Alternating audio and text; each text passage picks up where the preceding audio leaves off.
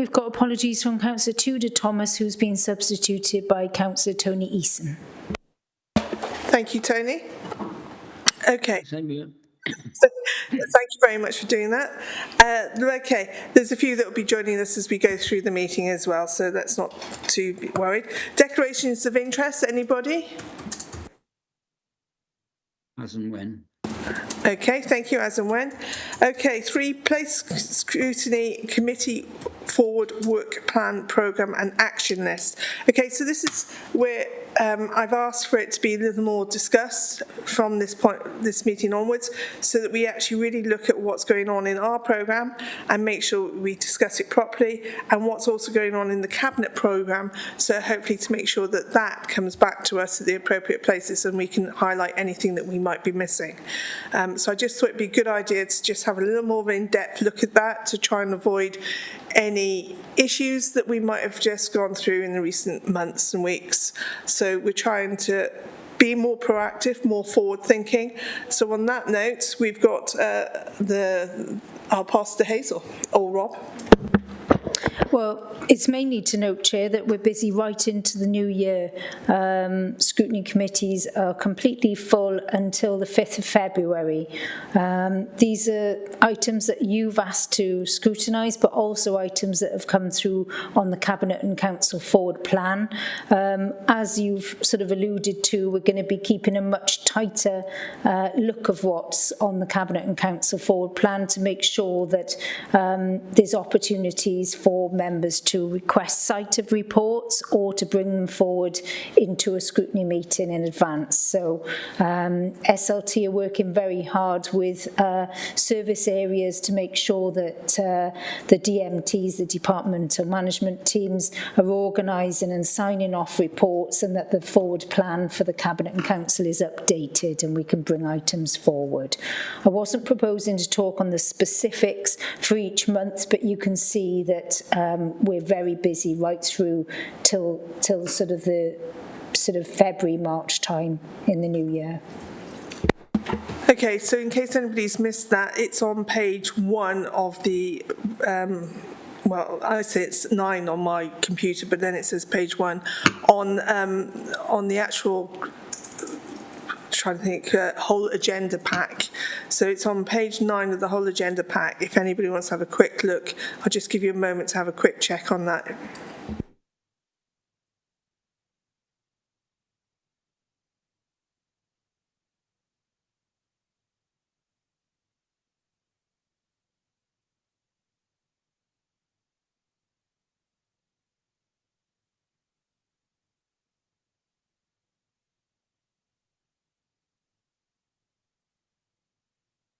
Okay, anybody? I know Councillor Brown has something to say. Yeah, unfortunately I can't join the meeting at the moment because my Teams isn't working. I was just thinking that there was something about the Chepstow transport plan on here, and I just wondered about that particular thing. I think we're having a members seminar on this tomorrow, but I was just wondering about it's to do with the Levelling Up grant.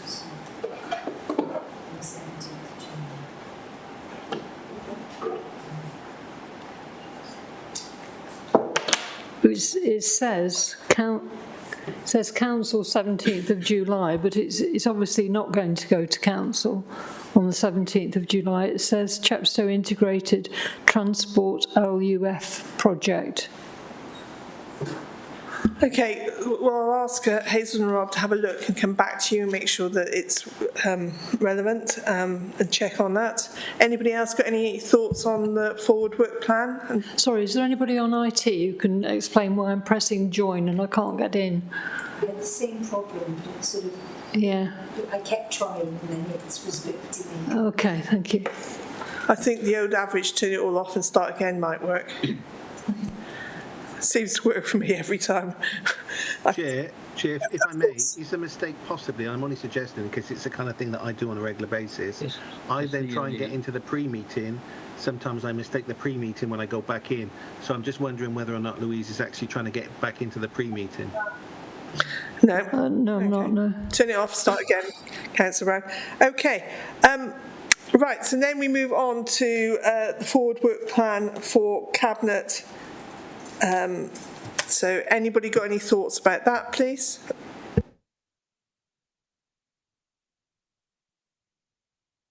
Just to highlight, Chair, that we're going through this and making sure that these items are on scrutiny's radar. So you can see the current things, place efficiency, we've just looked at that in another committee. But it does, Councillor Brown is right about the Chepstow Integrated Transport Project. It's listed for Council on the 17th of July and it was added recently on the 24th of June. So we need to check that one. See what's happening with that one. But we're looking then at things going further forward.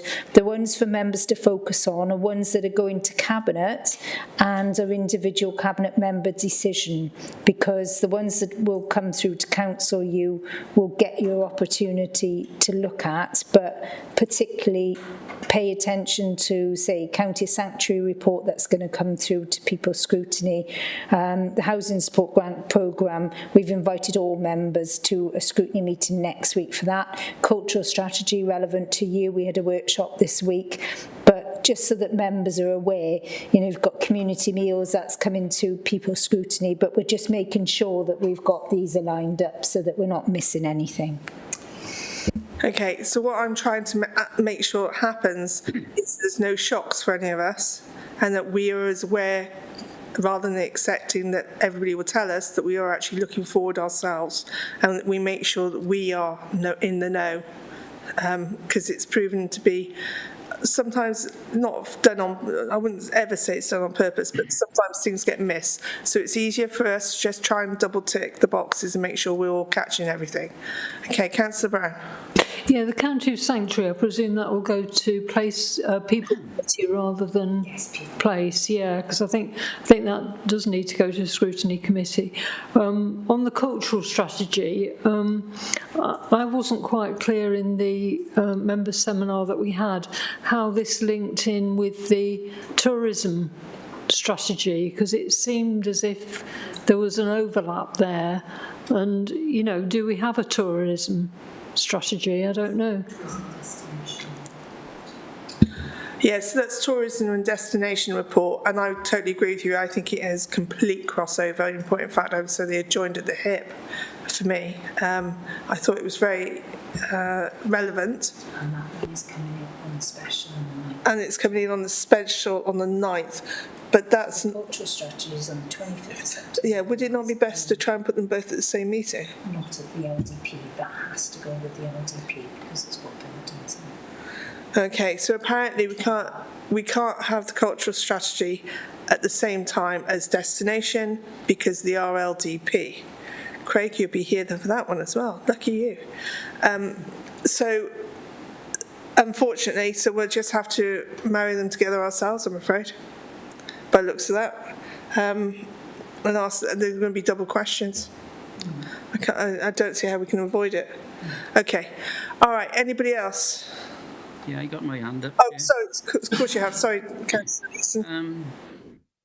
It's not my committee, but just floating through the Scrutiny Forward Work Programme, particularly, I wonder when they're going to come to this committee. Development of a new station at Mega, etc., etc., etc.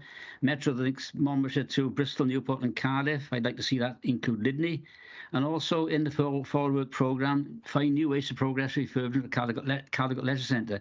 When would those be coming before scrutiny? They're right at the end of your list. What is the estimate for those? Chair, the things that are listed at the end of the work programme are not items where we've been told there will be forthcoming reports on them.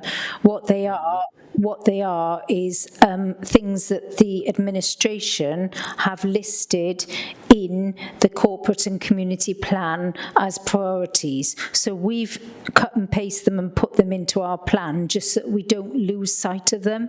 It's about making sure that, you know, if those are set priorities, that we don't forget about them. So we will ask if there are any further reports coming on that, but some of you will be aware that we've got a corporate joint committee and a joint scrutiny Scrutiny Committee for a corporate joint committee, which the Chair and Vice Chair of Public Services Scrutiny Committee sit on. So essentially what that means is all the work of the Cardiff Capital Region, including the Metro, that is all scrutinised at the Joint Scrutiny Committee, which has representatives from the 10 authorities on it. It's a massive scrutiny committee, and we've got our 2 representatives on it. So we wouldn't really be able to duplicate things that they do, but we can ask for updates through the 2 members that sit on that committee. But as I've said, Who are the members? Councillor Watts and Councillor Penny Jones, they are the 2 members that sit on that.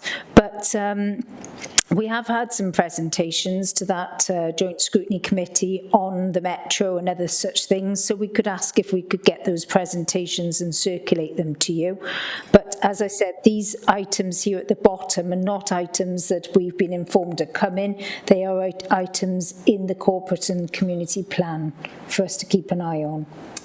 Okay. Thanks for the help, but let's keep an eye on the leisure centre. That's the big one as well. So Okay, thank you. that's okay. So, I'm just really conscious. I really want us to be much more aware of what's going on. That's my main thing. So, and it's good that you are. Councillor Strong. Thanks, Chair. With regard to the leisure centre, I think myself and Councillor Stevens put that on the forward work plan when the two levelling up bids failed, because we wanted to make sure that that wasn't lost sight of. So, we're really keen that we still keep looking for some funding for something to happen down in Caldicott. Thank you. Lovely. Okay, Councillor Bond.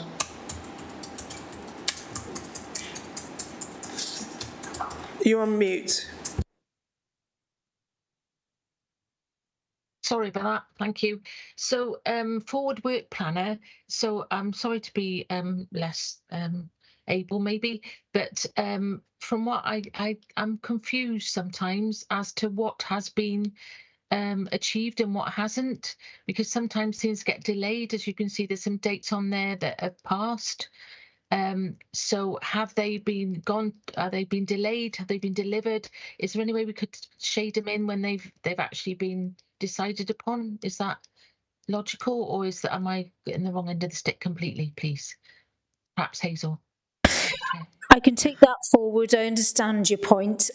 We don't have any control over the Cabinet and Council forward work planner. We manage the scrutiny planners, but it's certainly a point worth feeding back, because obviously it does list historic business as well as future business, so it's quite a difficult document to navigate. I understand there are plans at the moment to change this form and to improve it dramatically, so we should see some changes coming forward, but we'll take those points back to Democratic Services. Thank you very much. Okay, right, great. So now we're all happy with those planners. As I said, I just really want us to try and start looking at those, okay? I don't want to repeating it, but it is important. All right, item 5, to confirm the following minutes. Are we all happy with the minutes on the place of May the 22nd and the special meeting on the 11th of June, pages 13 to 18 and 19 to 28 respectively? Councillor Brown. Yeah, I did send some suggested amendments for the place scrutiny on the 11th of June, and I think it went out to all members.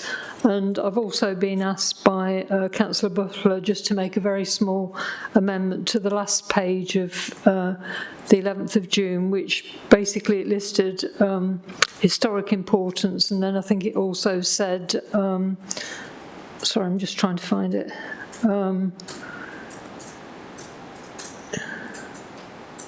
It also said reconsider selling, but on the tape it was meant to be a combined point, so it should have said historic importance and potentially selling should be reconsidered and included in the consultation process with the people of Abergavenny. It's just that those were put as separate bullet points, but they were supposed to be combined. And that can be checked by 1 to 2 minutes of the second part of the tape of the meeting. Okay, thank you. Is everybody happy with those amendments? They were sent out to us. Are we all happy? I see no assent, so assuming that that's the case, then I believe we're happy to make those changes for you. Okay. Thank you. Thank you. Right, so that's that. Okay, so now we go to public open forum. Item 6, I believe we have a video to watch. I don't believe we have anybody else physically here or on screen, do we? Okay, so we have a video from a resident. So, Robert's, there we go. Thank you. Good afternoon, councillors. I'd like to show you the results from the Dixton Bat Project that has found 12 species of bat, many very rare or endangered, using the proposed development site, HA4 Leesbrook, on Dixton Road in Monmouth. It is a citizen science project with the results validated by qualified ecologists. We sourced 3 commercial grade recorders, the exact type of bat recorder that ecologists use to conduct bat surveys. They're not cheap. They cost around £1,000 each.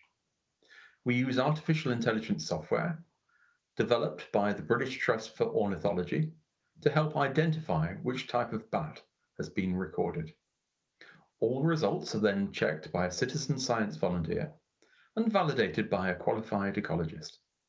And we're lucky to have 2 qualified ecologists on the project, Steve Wadley and Ashley Butler. We have placed the 3 detectors in hedgerows next to the HA4 site, one on the Hereford Road, one at the end of Dixton Close, and we've recently placed a 3rd detector on the other side of the site, close to the Dixton roundabout. The results have been nothing short of spectacular. Location B has recorded 12 species of bats. Location A has recorded 11 species, and location C in just 5 days has already recorded 10 different species of bats. Now, 12 species of bats places it as a site of national importance. Using a standard bat scoring mechanism, you get points for different species, and the rarer the species, the more points. The site scores 31 out of a maximum 41 points. That places it as a site of national importance, not just for Wales, but for the UK as a whole. Most of these are rare bats. The greater horseshoe bat and the lesser horseshoe bat will have come from the roost at Newton Court, just about 950 metres away from the site.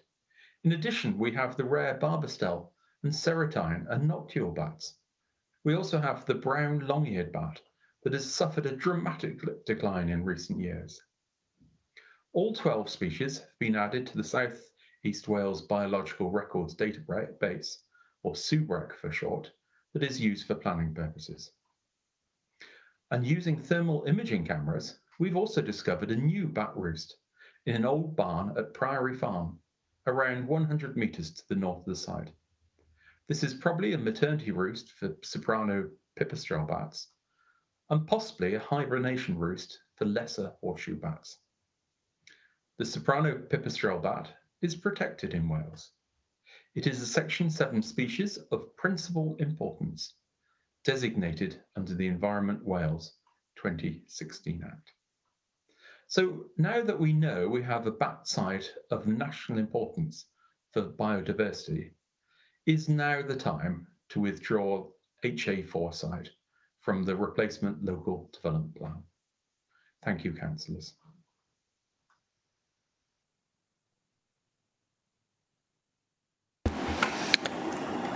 Okay, thank you very much. All right, that's the end of the public open forum. Item 7, this is the one where I think we have lots of guests today. Or one of the reasons, I should say. Local flood strategy with public services members, pre-decision scrutiny of adoption of local flood strategy. Pages 29 to 494, that was heavy going, I have to say. I did try my best.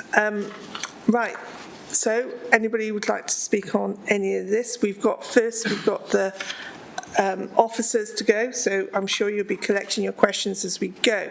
So without further ado, is it Craig first, or I don't mind.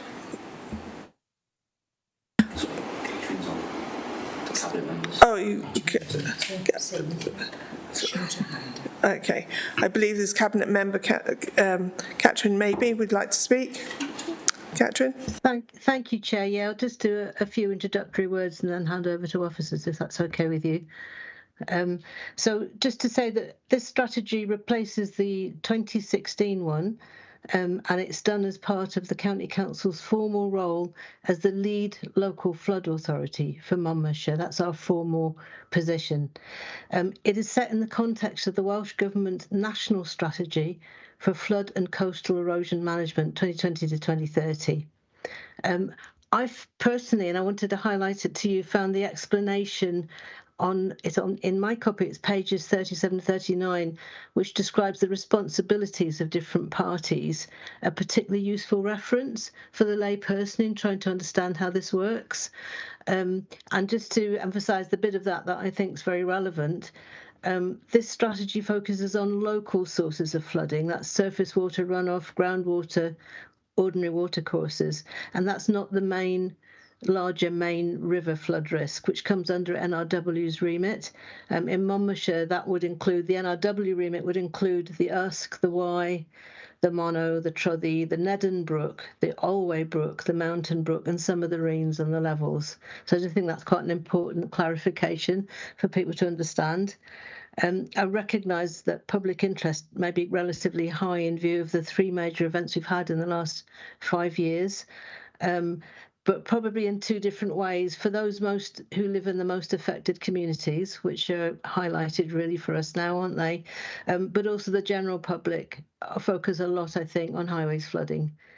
I think it's worth highlighting the link between flooding, land management, farming and river pollution, with the runoff from fields contributing to highways flooding and to spikes in nutrient overload in watercourses.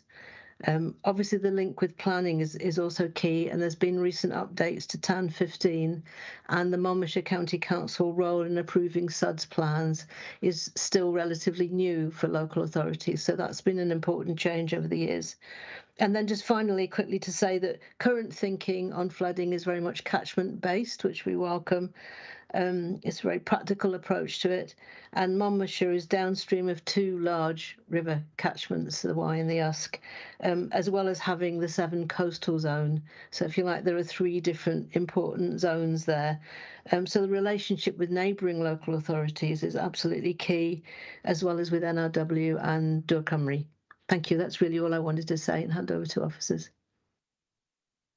Okay, thank you. Okay, so to both of you. Ross, I do apologise, Ross, I should remember your name by now. Thank you, Chair. I've got some slides to share which will just introduce the strategy a little bit further, if that's okay. So I'll get going on those. So just to start off with, what is the local flood risk management strategy? Ross might. Sorry. Nobody can hear you. Oh, sorry.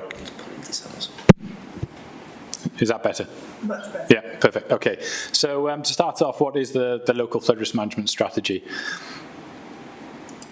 Under the Flood and Water Management Act 2010, Monmouthshire County Council has been established as the lead local flood authority for its administrative area. The Act requires all 22 lead local flood authorities in Wales to produce, develop, maintain and apply and monitor a local flood risk management strategy for their area. Different risk management authorities in Wales are responsible for different sources of flood risk. As a lead local flood authority, Monmouthshire County Council are responsible for local flood risk, which is defined as flood risk from surface water, groundwater, or ordinary watercourses, which are generally the smaller watercourses, as Councillor Maybe mentioned. The local strategy focuses on these local sources of flood risk within Monmouthshire, but also acknowledges and considers other sources of flood risk, including main rivers, the sea and the sewers, and the associated responsible risk management authorities. So we published our first local flood risk management strategy in 2013, which set out our overarching approach to managing local flood risk. Alongside our local strategy, Monmouthshire County Council published a flood risk management plan in 2016. Our flood risk management plan developed the objectives and high-level measures outlined in our local strategy into a more detailed plan for managing flooding in our communities. This draft document is our second local strategy. Whilst we previously published our local strategy and flood risk management plan separately, this new local strategy integrates the two documents into one. This reduces complexity and enables us to communicate and manage flood risk in a more effectively. The flood risk management plan is referred to as the flood action plan within this local strategy. The local strategy will explain how flooding from local sources will be managed across Monmouthshire, consistent with the objectives, measures and related policies and legislation set out in the national strategy. Once published, this local strategy will be reviewed within 2 years of the publication of the next national strategy, which is approximately every 6 years. The flood action plan will be reviewed and updated every 3 years or as required.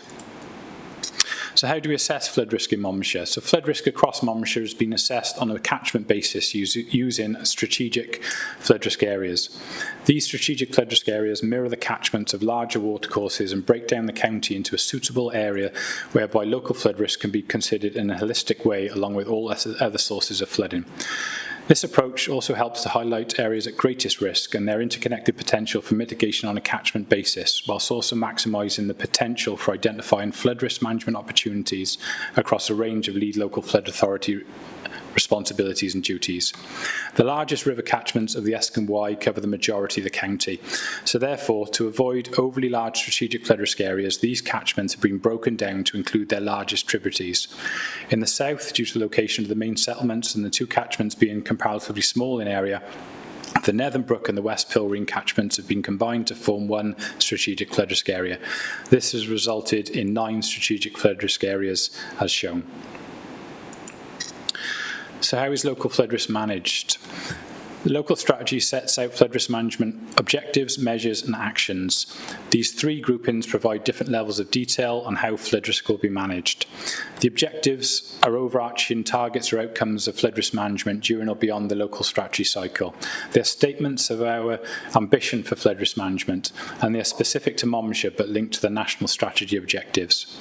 Underpinning those are the measures, which are broad activities and ways of working to meet the objectives.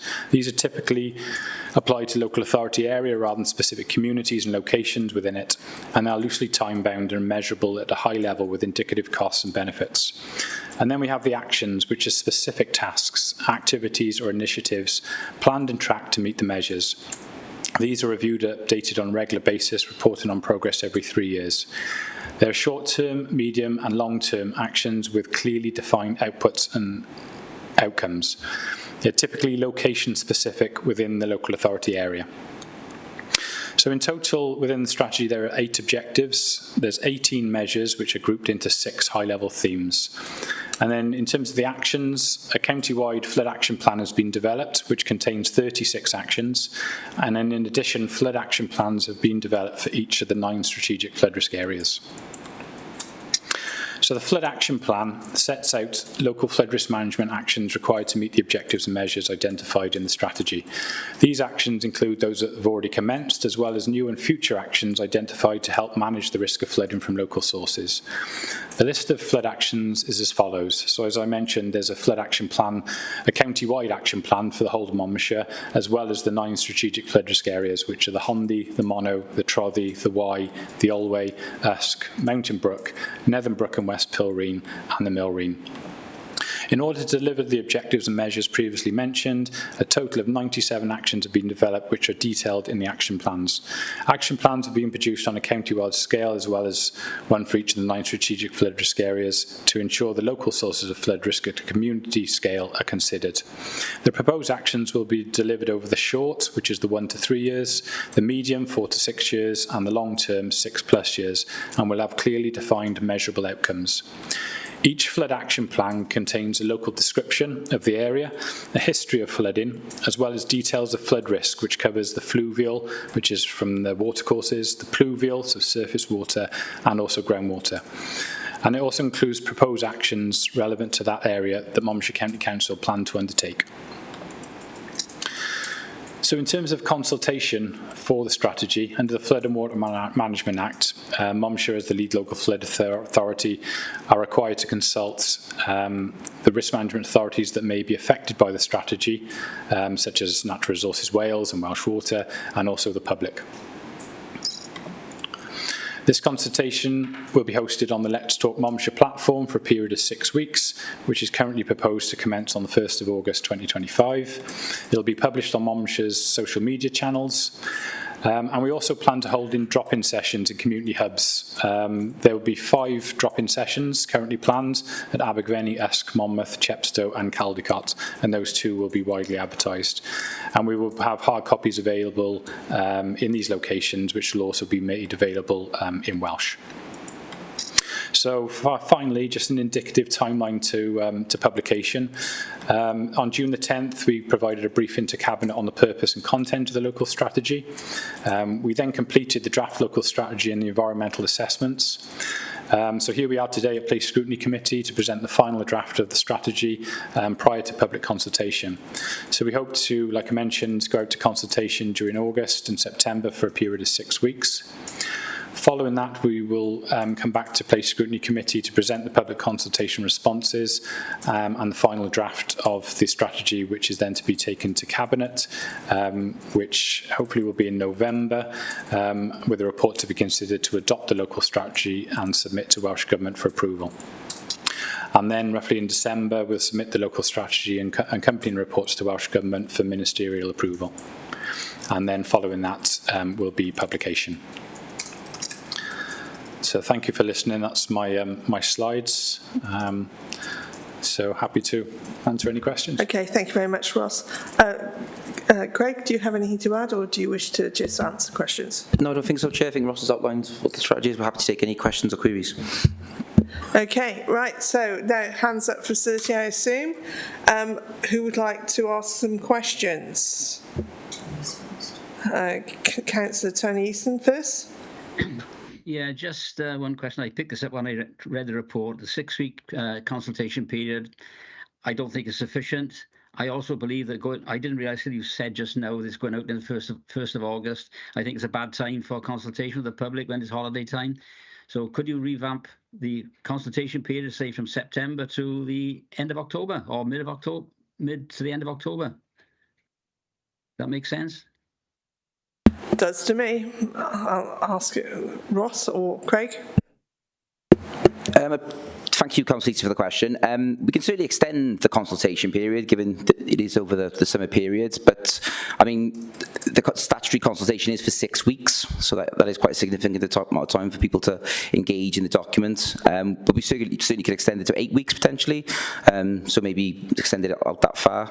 I mean, that is quite a significant amount of time to comment in relation to the actions that were in the document. But yeah, we can certainly take that away and have a conversation on that. Okay, sorry, hands up, Councillor Bryn, and I get you next. Okay. Dear Ross, thank you for the presentation. Obviously, my ward in Wylesham there are a number of areas that are vulnerable to flooding, and so I was pleased to see that the historic flooding in Tudor Road is still, is keeping an eye on that. And also pleased to see that you're considering CCTV on the Wide Bridge to monitor the build-up, though I understand that the River Wye isn't part of your responsibilities, but I am glad that is being considered. With the Redbook Road, I was a little bit confused as to what that bit applied to, so perhaps we can speak about that later, but I'm presuming it's the bit that becomes a fjord certain times of the year when there's a lot of water runoff.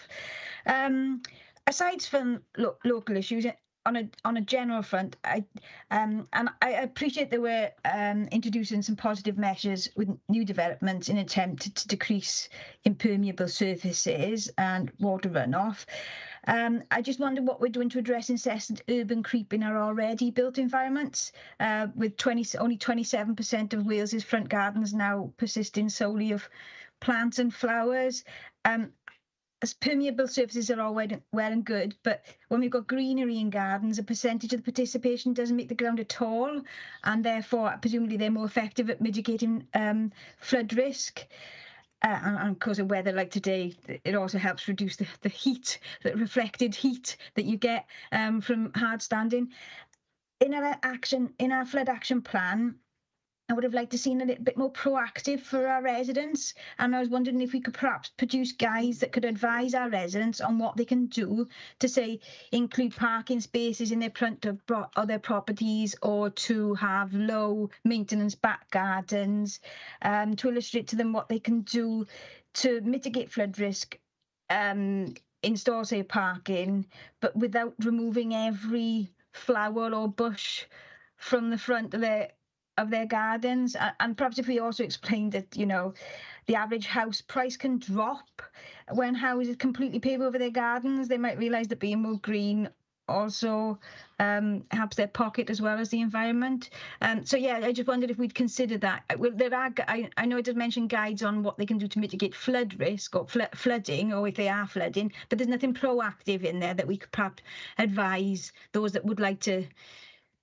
I understand there's a pressure on parking. It needs to win. Let's help them make the right decisions and more responsible decisions. Yeah. Okay, thank you. Ross or Craig? Yes, thanks, Councillor Bryn. I think it's a really good suggestion. There are actions in there about helping communities develop community action plans, but certainly I like the idea of producing specific guides around what people can do to perhaps retrofit SUDs into their properties.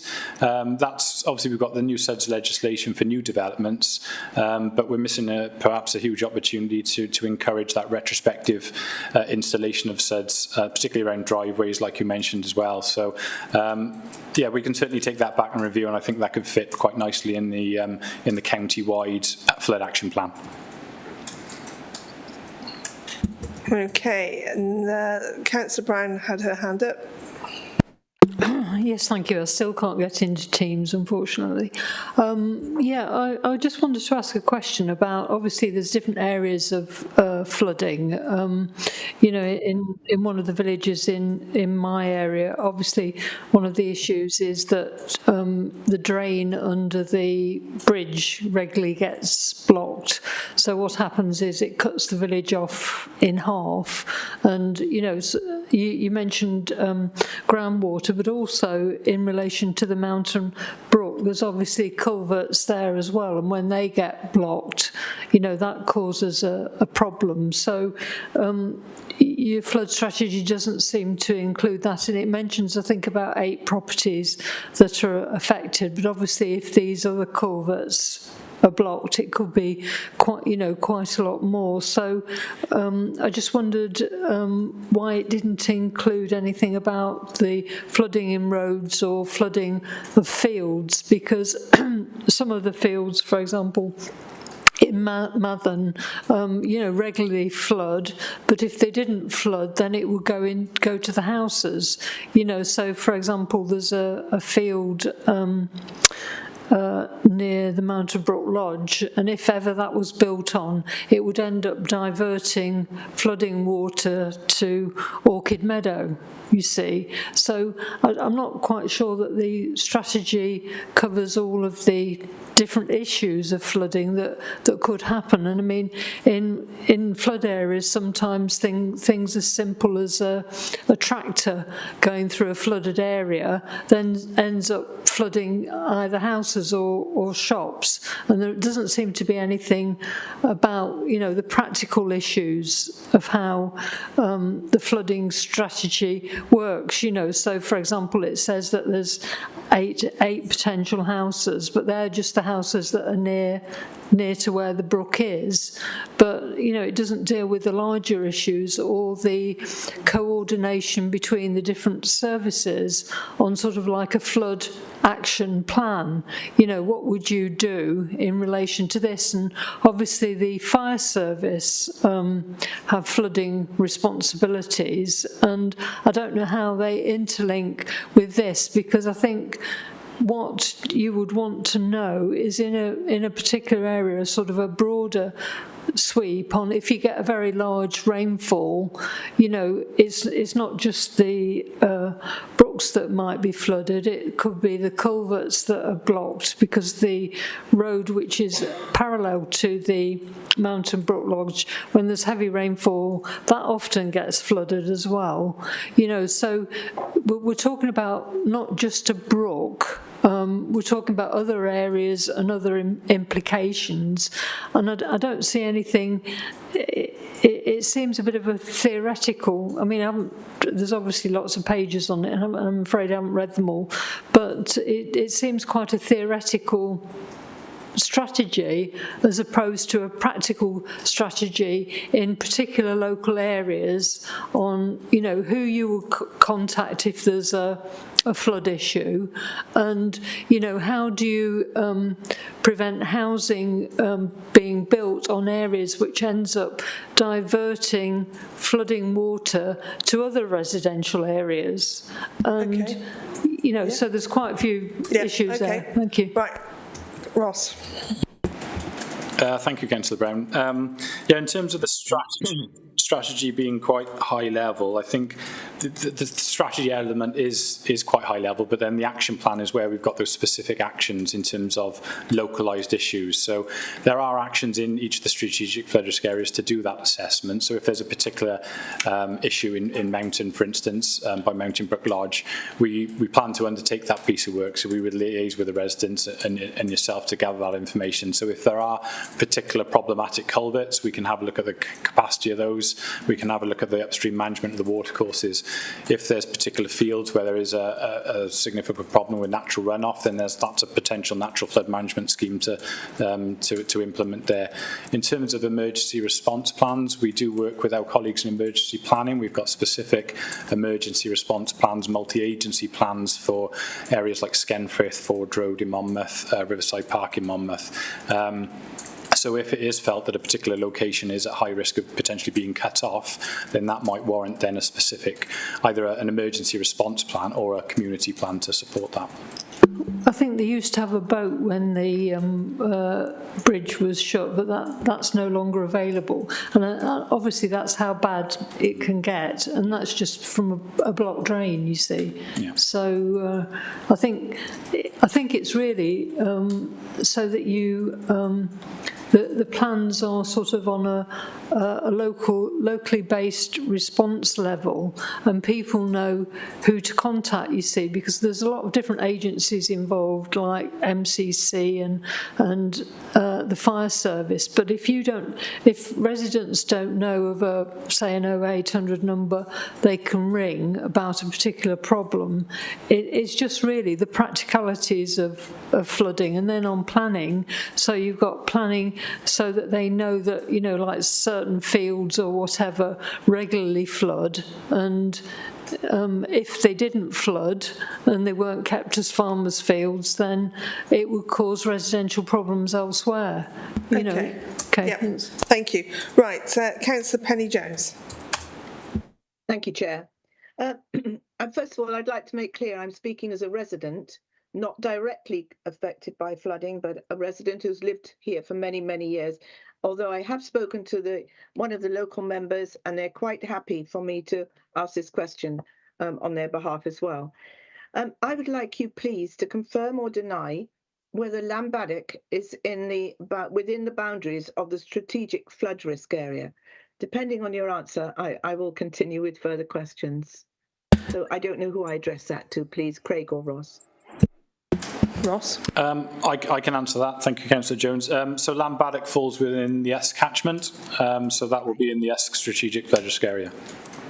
Right. Okay. That's great news. But within your grid of the Usk area, where was that? I've got one of the grids. I can't remember where it was. Main settlements in each SFRA on page 68. It isn't mentioned within the Usk area. Lambaddock is not mentioned.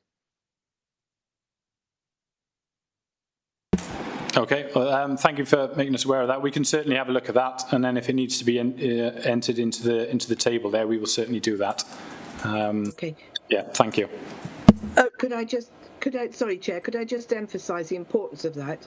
Because we have, as you know, residents who are flooded very regularly to the point where they can't sell their houses, and there will be an outcry if that isn't within and seen to be within. And before you have your public consultation, it would be good to add it. Thank you. So Ross, would it be possible just to go back to Councillor Jones and confirm that later on when you've managed? Thanks. Yes, of course. No, I can confirm that. We'll put that in straight away. And obviously, we're more than aware of the issues in Llanbaddock. We've delivered a property flood resilience scheme over recent years, so the issues there are well known to us. So thank you for that, though. Okay, thank you. Thank you. Okay, who else? Number 2. I'm trying to see who's number 2. Councillor Howells has got his hand up. Yes, Councillor Howells. Thank you, Chair. Thanks, everyone. My question was along that line as well, and just really for an update on the Llanbaddock flood alleviation sort of scheme. If there's, I know you were applying to Welsh Government for funding on that. I'm not sure if Councillor Jones was referring more to the church area of Llanbaddock or the same area as I'm referring to now, which is Island House and the effects of the little brook by Island House. Also, I mean, much concern with the 40 houses in the RLDP and the flooding that occurred there. Or in Birmingham in May 2023, it was a pretty unique occurrence. I think we had 30 centimetres of rain in a very short period. If you could give, I know there's been work on the Monmouth Road as well to do drainage and pavement work, so it'd be good for my residents to hear that maybe the works that have done will allow for those properties to be built, sort of the 40 houses that's planned for on the RLDP, as I think that's one of the reasons people are objecting, that it'll cause further flooding on the town. And just out of interest, is there much work being done on the highlands to prevent flooding, you know, leaky dams, natural swales, that sort of thing? There's 3 points there for me. Thanks. Okay, Ross, thank you. Thank you, Councillor Howell. So to start off in terms of the flood scheme, we have got grant funding from Welsh Government to develop a scheme for the Woodside area. Particularly the area around Island House, the Glanravon Hotel, which has experienced significant flooding during Storm Dennis and Storm Bert, but also previous to that as well. So we completed an outline business case in 2023. We've got further funding now to develop the full business case and detailed design stage, which is where we are currently at. We've recently undertaken ground investigation works on site, which helped to inform the design. So there's various elements to that scheme, including an upstream flood storage area and a pump station. That detailed design work is due to be completed by the end of this year, and then we will be seeking comment from Welsh Government as to whether or not that scheme will qualify for inclusion in their forward programme, and if it does, we will seek further funding to undertake the construction stage. Unfortunately, the business case does tend to be quite a drawn-out process. It's unavoidable, really, because with the constraints that we have to work with the outline business case and then the full business case, it's done in various stages, which can take some time. But we're doing all we can to progress that scheme, and it's currently on track. So obviously, we can provide any further updates as they come. In terms of the 40 houses, obviously up at Birmingham Gate and the field adjacent to that, we had that very significant rainfall event in May a couple of years ago. Obviously, the works that have been done there are in a response to that, to deal with those issues. It was an exceptional event. A couple of small watercourses further upstream essentially burst their banks and ended up running down the Castle Hill Farm Lane onto Monmouth Road. So certainly the works that have been undertaken will help. There's no doubt about that. And then when that site does come forward for development, obviously, as lead local flood authority, we'll be providing comment through the planning process. That's our role, really, as lead local flood authority, to make developers and the planning authority aware of those very localised issues. So we can certainly feed into that. Don't know if you've got anything more to say on that. Craig? Just to build on that, Councillor Howells, in terms of the site that's in the LDP, which is being proposed, it's certainly not within a flood zone. It's not within a flood zone in terms of being risk to flooding. As Ross has outlined, there was a unique experience in terms of that previous flooding event, and this new development, if it goes ahead and if members want to take the LDP forward, would certainly be fully designed in terms of sustainable urban drainage systems, which obviously is the benefit now above all older housing. The new housing stock will have a sustainable urban drainage system and manage water in that manner. Okay, thank you. Did you wish to come back? Sorry, just wonder if there's any works done in the Highlands as well, sort of natural swales or anything like that. Is anything being encouraging property owners to do anything like that? Also, coming back to, I was a bit alarmed to see that Usk is on the highest of houses that are likely to be affected by floods. Are they mainly in the Llanbadach area then? So that's a high risk of flooding chart that was on the draft plan. I think Usk, there's more properties in Usk, and I was just wondering if that's mainly in Llanbadach area. So there's various tables within the strategy which cover surface water and small water courses, which is what the focus is on. The high number you refer to, I would imagine, are in the main river counts. So obviously that's the numbers of properties at risk from the River Usk, but that's an undefended scenario. So we know that we've got the Usk town defences within Usk. So whereas that figure may well be very high, those defences are in place to protect those properties. In terms of natural flood management, it's something which we're actively working on as a lead local flood authority. We've developed and delivered a number of schemes. So we did an opportunity assessment, a piece of work about 3 years ago to identify the potential for natural flood management in Monmouthshire, and that's highlighted a number of schemes that we could potentially deliver in future through Welsh Government grant funding. We've delivered some of those schemes already in places like Dingestow, Lantilio Cresceni, Mitchell Troy. So we are looking to roll those schemes out, and we're also working with the YNS Foundation, who are doing quite a lot of work at the moment in the Upper Usk catchment, which will benefit Monmouthshire. They're also working in the Mono catchment, so they're working with farmers, looking at ways to reduce the grazing and the impact on the soils to improve the infiltration potential of the soils in the upper catchment, which could potentially have a significant reduction in runoff going forward. So we're actively engaging with numerous other authorities, collectively working on that. So. Thanks, Ross. That's really good to hear. Thanks. Okay, Councillor Garrett next. Thanks, Ross, for the report. Thanks to Councillor Mabey as well for her introduction. As a resident and councillor for Over Mono in Monmouth, I was pleased to read the strategy for Wannerstow Brook on page 153. We had 2 flooding events there in February 2020 and November 24. In both occasions, council workers have been there on site, managed the flooding on the road, monitored it, and the pumps themselves have worked, getting water off into the Mono. So appreciation for the efforts, and it has worked. You know, at both times it was a day, but it wasn't hugely disruptive, so thank you.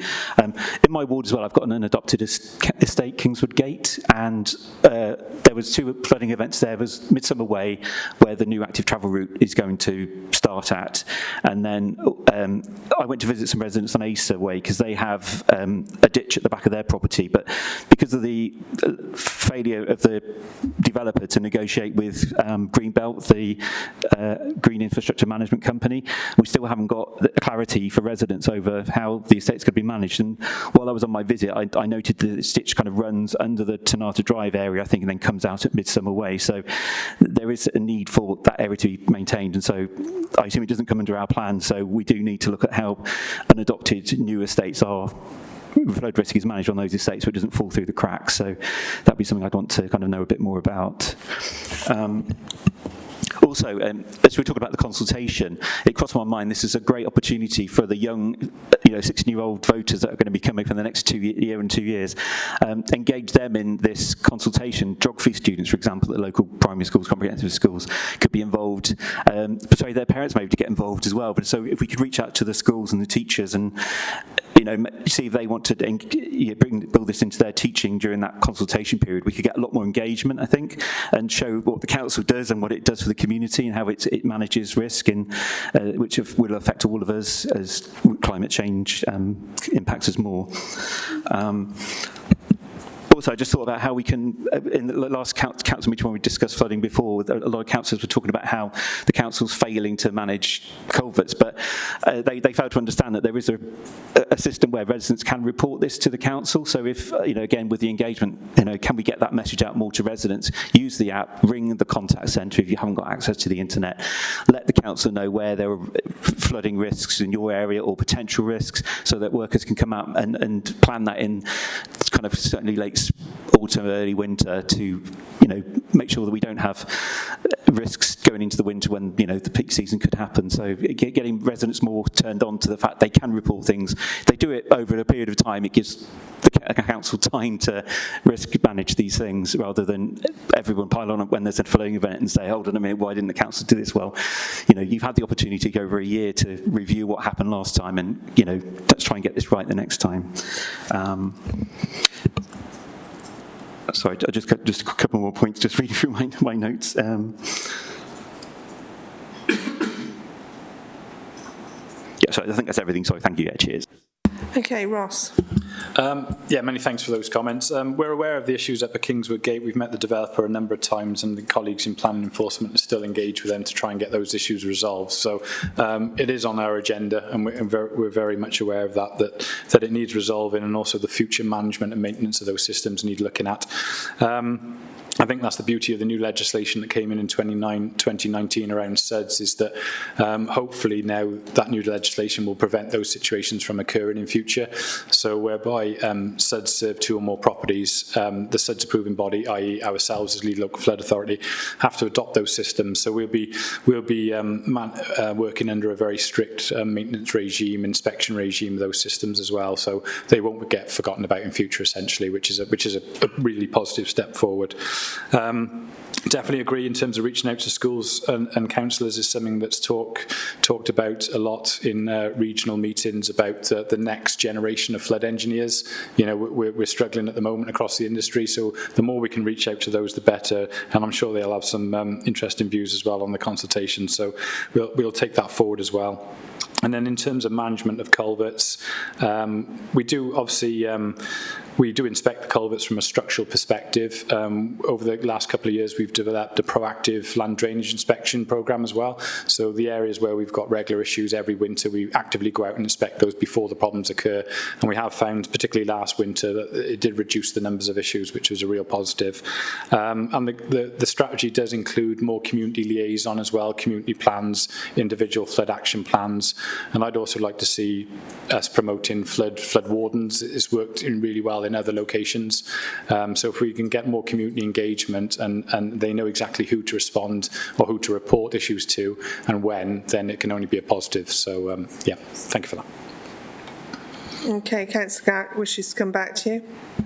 Yes, thanks, Chair. Yeah, just going back to that flood warden thing, there was a BMW, I think, on Rockfield Road that got caught in the flooding, was left all day. I went down, got it reported to the police, and it was towed away. Somebody, I think, thought they were driving a James Bond's Lotus Esprit rather than a BMW, so unfortunately their car must have been a write-off. So yeah, I think that would be great to have people that could go out, especially on those roads that do temporarily flood, just to warn drivers, you're not going to get through this, turn back, go the other way, rather than destroy your car. And also the other issue was going back to Kingswood Gate is on Midsummer Way, that's the back of where Druin Farm is likely to be again. We'd need to be looking at how we can mitigate, I assume the SUDS would be put in as a prerequisite before any development work goes on, but there is the ditches there are quite low and can't really take the volume of water when there's a peak. So again, that would be an issue that we need to look at before work takes place. Thank you. Okay, thank you. Hang on, there's people, sorry. Councillor Bond. Thank you, Chair. Thank you very much. And thank you for this significant piece of work that you've done, Ross. Amazing. And thanks for introduction and everything, Catherine and Craig. So my questions really build on what Councillor Garrick has just said as well, that around the engagement, because I think most people just walk around not thinking of that anything's going to happen in the future. I've raised it a number of times in town council and it falls on deaf ears, even in the environmental group.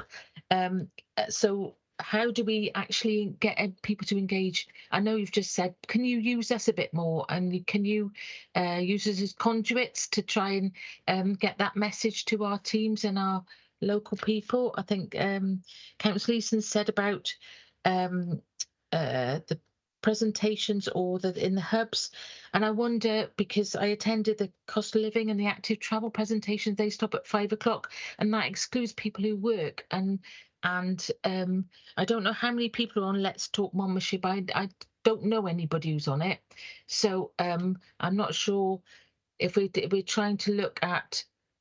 Sorry, Craig's talking. Okay. Sorry, Craig's talking. So if we're trying to look at including those people who are working, who are online, but perhaps not on those routes, please can we think of that? So maybe could we stay after 5 or on a Saturday, or I don't know if this work obviously for you guys. And the other areas, thank you very much for saying that we can talk about Cowscott Station, and then you asked me yesterday with a presentation. We'll follow that up. And the other area is looking at the page 36 about coastal and tidal. It is ourselves, MCC and Natural Resources Wales. So what's been done about the seawall, please? I understand that keeps being put back and back. I wonder if that statement, that information on page 77, or I don't know what number is underneath, about what's going to happen with sea level, 50 centimetres by 2050, and all these other increases in temperature and rainfall and everything, they could be, if you could give us some sort of slide we could put on Facebook to encourage people to attend these sessions, that might wake people up to the need to take action, like Councillor Brown was saying about thinking about surface area runoff and whatever. Thank you. Okay, Ross. Thank you, Councillor Bond.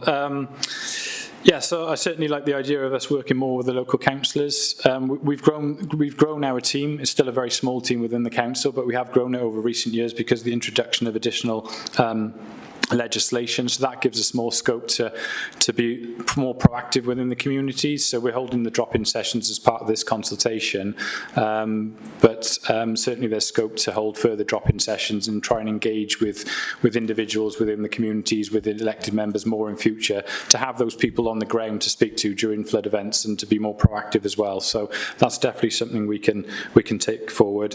The timings of the drop-in sessions were really around the closure times of the community hubs, so I appreciate some people might not be able to get there during the working day, so we can certainly have a look at that to see if there is scope to draw those out for an hour or two longer, if possible. But certainly they can contact us at any time. Our contact details will be made available as part of that consultation, or also on the website as well. So we're open to that contact at any time. Chair, can I come back, please? Yes, of course. So that the point is absolutely wonderful what you're doing, trying hard to consult and everything, but how do people know it's going on if they don't see? So could we have some sort of statement to put on Facebook or whatever to encourage people to, like, this is happening, global warming is causing this is the prediction, get down there and read what's happening in Caldecott and have your voice heard. Some because we're not having that link. If you're in the know, you're in the know, and majority of people, I would suggest, aren't in the know. Thank you. Councillor Bond, it sounds like you need to just do it yourself. There you go. And yeah, but if you give me a slide to put on Facebook, I'm very happy to do it, and also encourage people to go. But just give me or all of us, some sort of overview slide. Okay, please. Ross. No, totally agree, and I did say earlier that in one of my slides that it will be obviously advertised and hosted on the Let's Talk platform, but there will also be a social media campaign around it as well. So that will include posts on the Monmouthshire Facebook pages and other social media channels as well, and obviously that will be shared with elected members as well, so and town and community councils. So it'll be there to be shared. So hopefully that'll get round. Just very quickly on the coastal and tidal element. We sit on the Severn Estuary Coastal Group, so we attend those meetings regularly, and we work with other local authorities and Natural Resources Wales as part of the Severn Estuary Shoreline Management Plan. So within that, it's got contains the various shoreline management plan policies, such as hold the line or no active intervention, etc. So I did recently meet with Natural Resources Wales about future schemes along the Severn Estuary, and they do have schemes in the pipeline to undertake works to mitigate against climate change, to improve the defences. So I can certainly get more information around that, and maybe we can look to bring members in on those discussions as part of a briefing. Hopefully that'll be useful. Yeah, very good. Thank you very much. Okay, it's Thomas. Yeah, so I know, but they've all been waiting for quite a while. Sorry, Councillor Brown.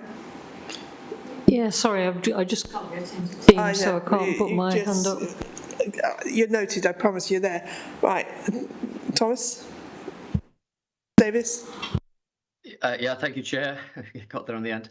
A quick question, if I may, about funding and some of the budgetary considerations related to the paper and the strategy. So the documents presented helpfully explains that many of the local flood risk measures outlined would be typically funded through a range of Welsh Government revenue and capital grant funding, such as the capital grant funding, the small scale works grant, and so on. Can you perhaps, for the benefit of this committee, provide some context to the scale of revenue and capital grant funding that we as an authority have historically been successful in leveraging from Welsh Government, noting of course that any such grant funding application needs to be justified in accordance with the Welsh Government's own business case guidance. So I just want to get a sense of what traction have we had historically in tapping up Welsh Government for this sort of activity.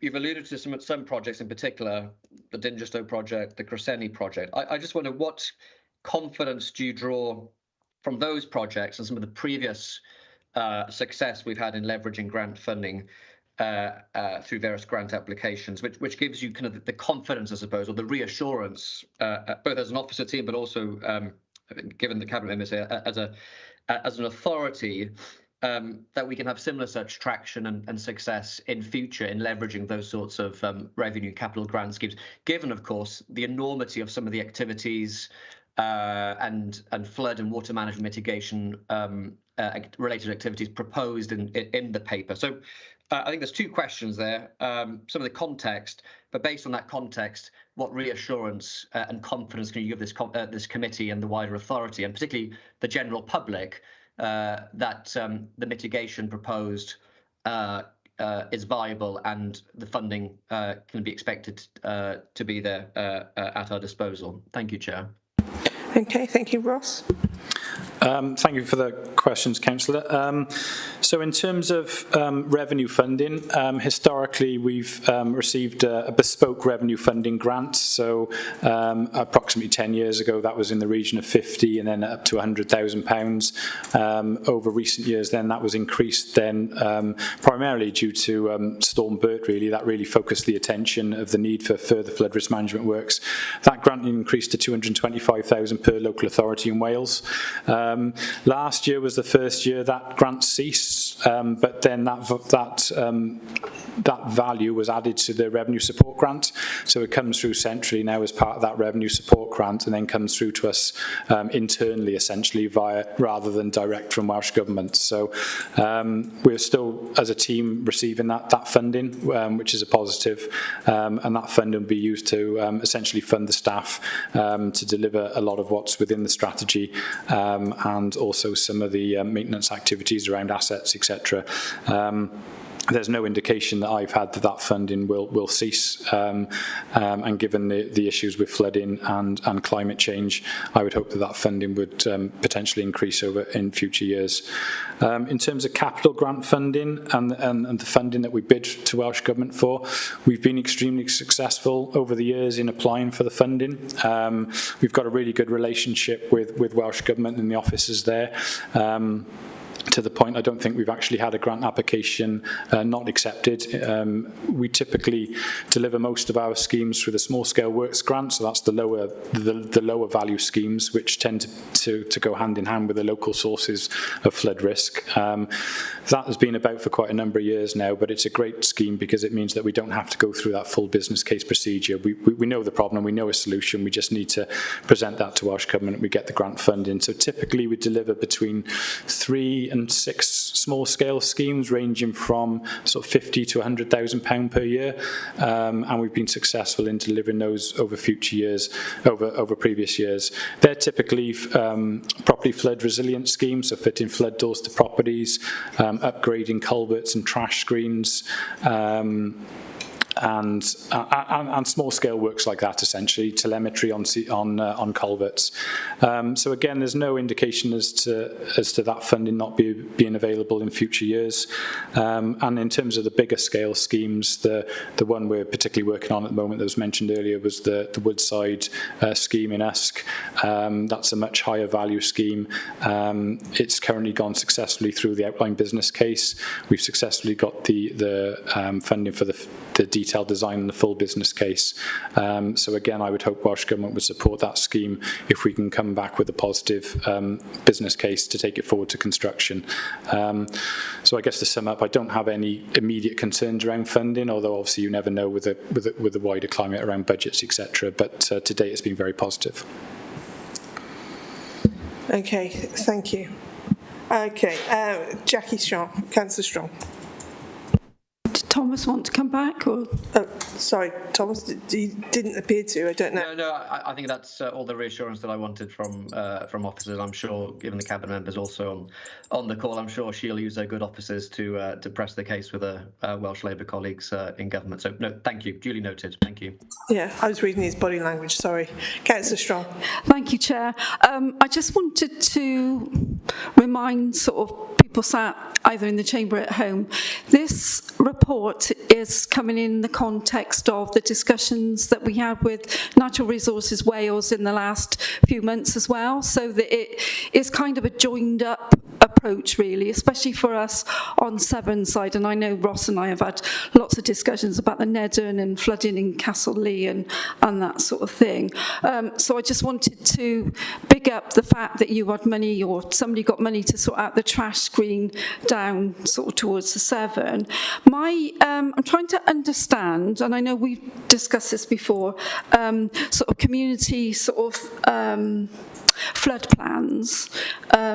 Councillor Garrett mentioned sort of flood wardens, but I'm really keen that we give our residents the tools to actually sort things out themselves, or are able to access information when it's sort of, time, sort of, when the time is sort of present and whatever. I know that I had to ring the emergency number for one of my residents at sort of, 11:30 at night, and they were very kind, and they were sort of, but there was no one out to help the resident until the next day.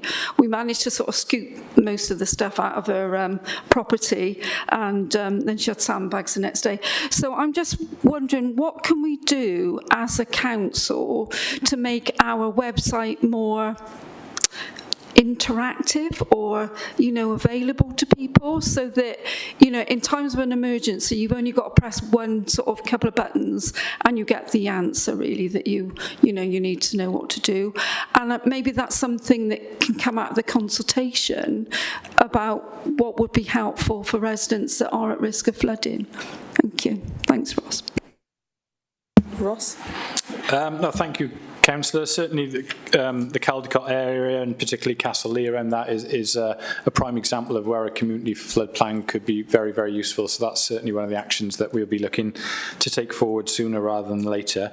The website, there's a wealth of information on the website, but I agree that it's okay putting it on the website, but these things quickly get forgotten, don't they? So maybe we as Lead Local Flood Authority need to do more in terms of advertising that website and making it more user-friendly. we can work with our colleagues in our communications team on that. It might be that periodically we send out a social media post to say, are you aware that all this information is available?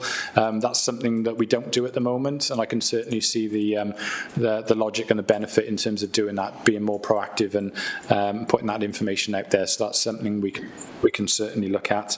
In terms of sandbags and the emergency response during a flood event, between the months of November and March, we've got officers on call out of hours. We've got the duty officer arrangements in place through emergency planning. So if members of the public did require sandbags during those times, they are available. We're still one of the last remaining local authorities to provide those sandbags, but they are there if required.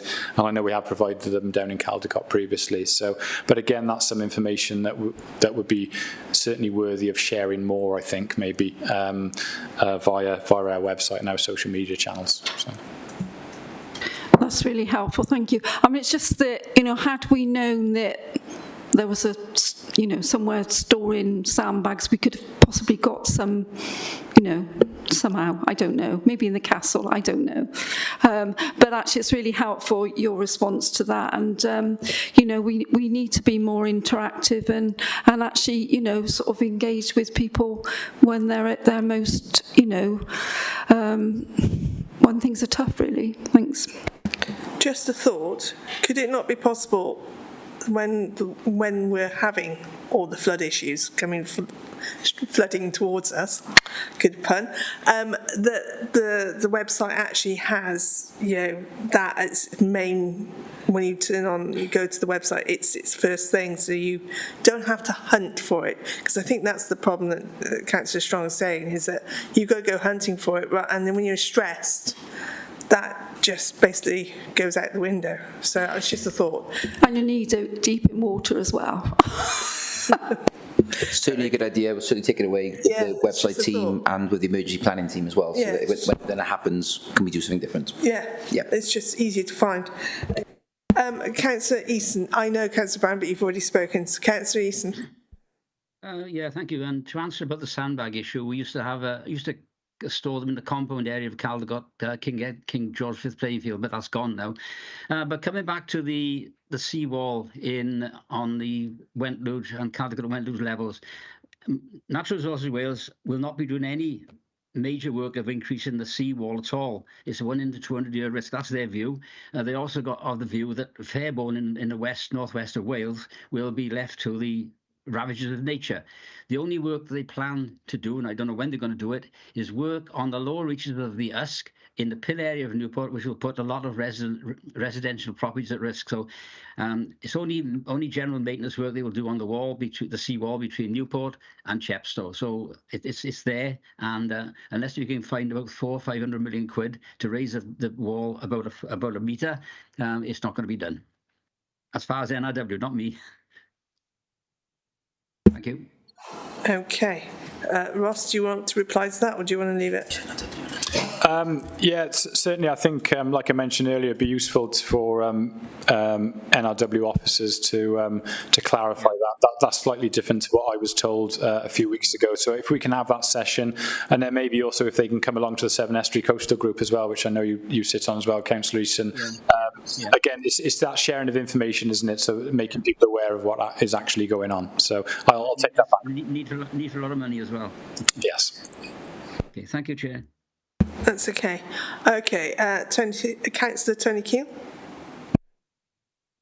Thanks very much, Chair, and Ross and Craig. Thanks very much for a very informative paper and discussion that's been going on today. As you know, as Councillor Howells has said, flooding in Usk is very much part of our priority. One of the things I just wanted to briefly raise that came out of the flooding in November was the availability of sandbags for businesses, and why residents were given priority and businesses were told when they were in much stress and their premises being flooded why they could not have sandbags. Perhaps a reply would be grateful. Thank you. Thank you, Councillor Keir. I mean, that's been the sort of the long-standing policy then, that the residents would have priority over their sandbags. We have provided them to businesses in towns, but I'm aware that some businesses have been declined those. There is a specific action within the strategy to review and develop an up-to-date sandbag policy, so that is something that can certainly be included in that as well. So we'll definitely take that forward and review that as part of that action. Again, being devil's advocate here, if we know the water's coming, we can see the weather forecast, can we not get to the sandbags a bit sooner, perhaps? Just a thought, as in getting them out. But I'll ask a question on that in a moment, perhaps. Okay, Councillor Catcher-Maybe, please. Thanks, Chair. It was just very quickly, really making the point you made yourself, which is I'd asked previously for some kind of a banner on the homepage on the website to get people quickly to the, what can you do, what do you need to do, who do you report, who do you speak to in emergencies. I'm thinking about the flooding because there's so much useful information on flooding in the website, but our website is still so clunky, isn't it, to find your way around. So you made the point yourself, but I'd put it in the chat, and I just wanted to make sure everyone had seen that we're on the case with that. And I'm not sure whether IT have got something ready to put in on their emergency or where we're at with it, but I think we'll follow it up and make sure. Okay, thank you. All right, Councillor Brown would like to come back in before I do, so Councillor Brown. Yes, thank you, Chair. I mean, I think this idea of the banner across the thing is very useful, so that people can press the link and, come to a number and know who to contact and ring. I mean, that also applies on, emergency planning when you get, storms and basically electric cuts as well, because last time when they had, major blackouts, basically the National Grid, their telephone line was so jammed that nobody could get through for hours to say they didn't have any electricity. So it's almost like an emergency planning issue.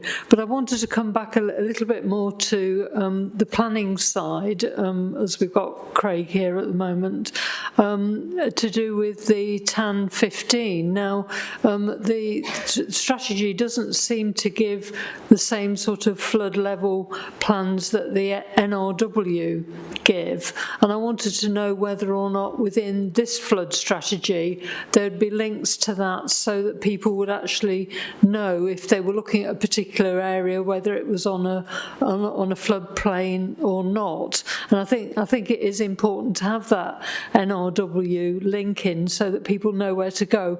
And in terms of TAN 15, the TAN 15 used to be fairly easy in the sense of saying if it's in a flood zone C1 or C2 or whatever, it graded to say, you can't have, you can have office accommodation here or you can have residential here. And I think in C1 zones you shouldn't have residential or whatever.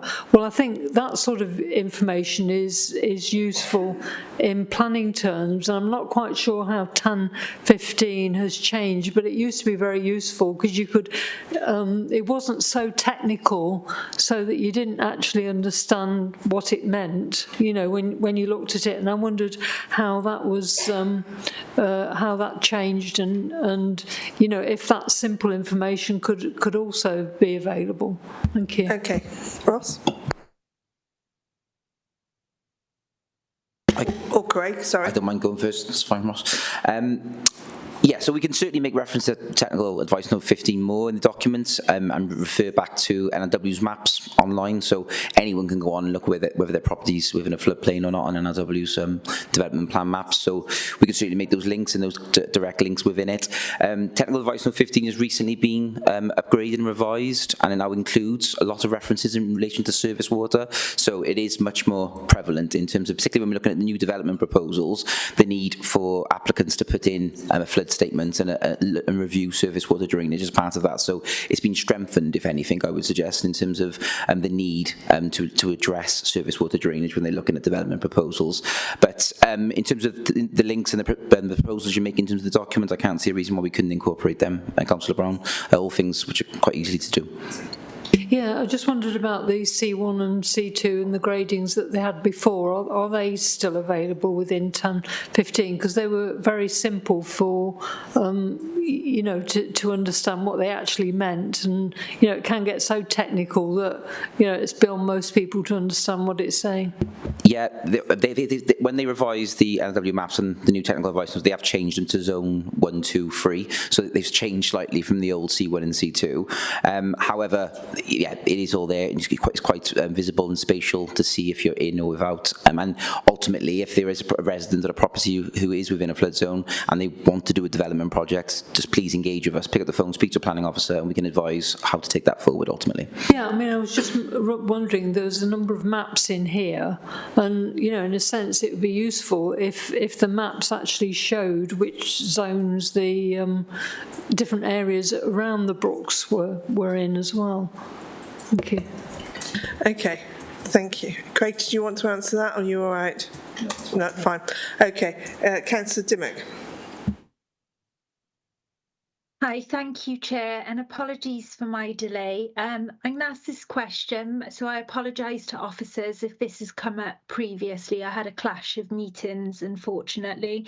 But I just wanted to ask, what indicators and thresholds will MCC use to monitor the flood risk in Caldicot and Portskewer post-development if the RLDP goes ahead? And what action plans are in place if flood risk increases? Thank you. Over to Ross and Craig. Don't think they really have been asked. In terms of the proposed sites in the replacement local development plan, there's not going to be any development built on the floodplain, in the flood areas, and as we've discussed before, they will certainly be built to full SAB standards, so completely sustainable urban drainage compliance, and we'll be looking and reviewing that. Ultimately, in terms of reviewing existing flood levels and proposed flood levels, we'll be monitoring that, and we'll be monitoring any future flood events as they happen. But the new developments will certainly be up to the highest standard in terms of sustainable urban drainage system. So ultimately, we'll be naturally managing the water and acting completely the same as a greenfield. Ultimately, that would be a greenfield runoff. So we wouldn't expect it to be any additional flood risk from the proposed development. Councillor Dimmock, do you wish to come back? No, thank you, Chair. Okay. Thank you, Craig. I'd like to ask a couple of questions, particularly about my ward, if I may. Forge Road and flooding, as we both all know, is quite bad. Is there any way of, and there is great plan in action when it goes, I mean, I actually go down and make sure everybody's okay. But one of the things that happens is the Osbaston Road floods first, yeah, and the mill in particular, everybody keeps driving through that flood water, and by doing that, believe it or not, cause a wave which causes the water to go into the mill, and that might not need to happen if the flood water doesn't actually come all the way up. So I tried getting the road closed sooner. Didn't matter how or who I asked, how I asked, couldn't stop it. I couldn't get the road closed soon enough. So, and my answer I got given is they were worrying about Scanfish, because Scanfish is above the issue.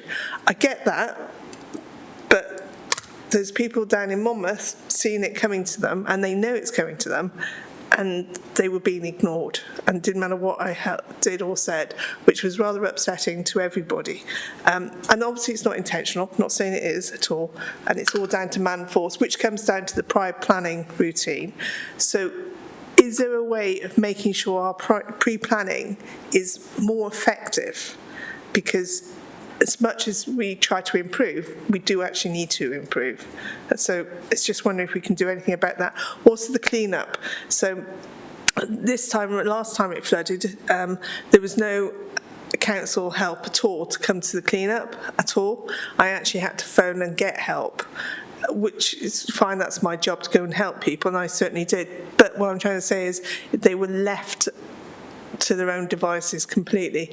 And anybody, I just can't tell you how calm they are, because personally, if water was going through my house like it was for them, I'd be devastated. But they're totally organised and calm.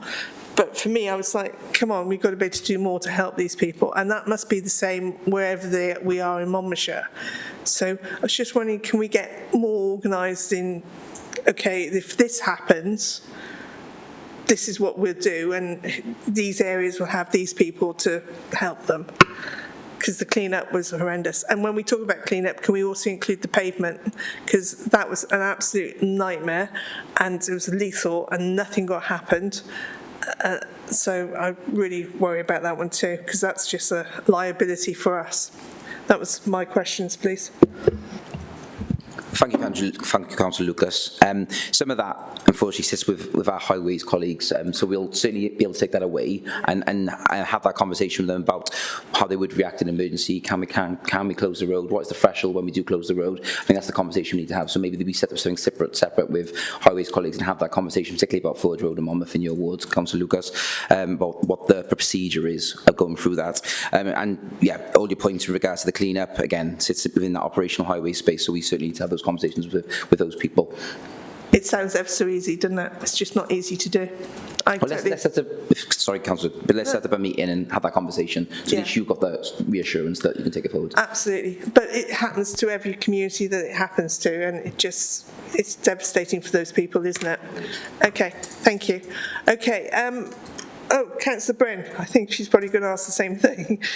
Well, no, actually, I wanted to, if the conversation is coming to a close, I just wanted to use this opportunity to publicly thank Ross for the help that I've had for residents, for him obtaining Welsh Government funding to help residents in my ward who have been suffering the blight of flooding for years, coming and going through their houses, and the funding that he got and the work that he's done has put a stop to that. And I know how grateful my residents are and relieved my residents are, because as you say, when mud goes through somebody's front door and out through the back door, it's really quite stressful. And so, yeah, I just wanted to publicly thank you for what you've done for my residents and use this opportunity to do so. Diolch. There you go. You get a golden star, Ross. There you go. All right, so I'm checking the screen. Don't think anybody else wants to talk about flooding. I believe that a moment's break, 5-minute break would be a good idea. So without further ado, we'll just take a few minutes. Thank you.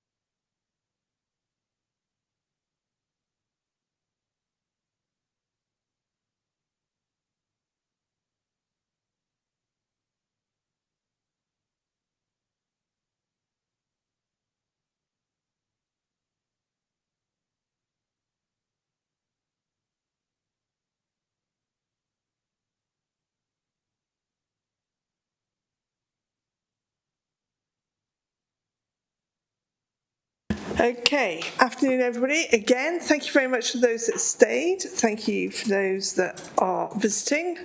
So, item number 8 is car parking review.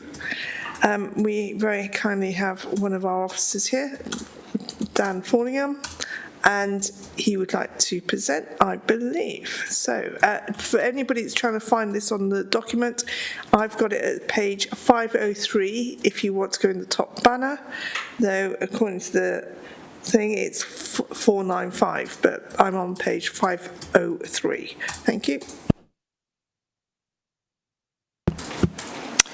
Thanks, Councillor Lucas. Daniel Fordham, Regeneration Manager. I've got just a few slides to run through to highlight some of the key points from the report, and then happy, of course, to answer any questions. So just in terms of very, very brief overview on the functions of the car parking and enforcement service in the County Council.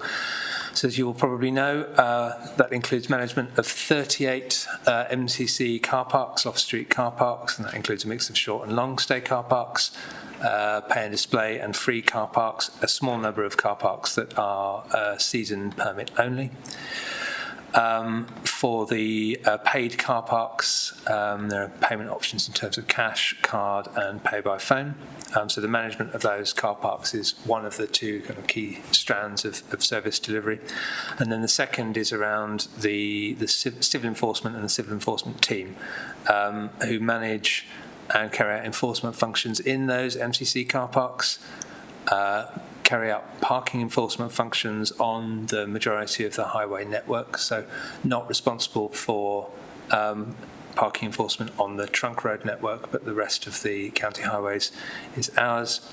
And we're expecting that from late this year or early next, our enforcement officers will also take on responsibility for pavement parking. So that currently sits with the police, but that will be transferred to us from late this year or early next. The report and the review that you've got in front of you comes from a review of parking functions in the county carried out by Atkins Realis, commissioned last year and completed this year. And they were commissioned to provide us with an evidence-based review of parking services, looking at a very wide range of functions within those kind of two key strands that I mentioned previously.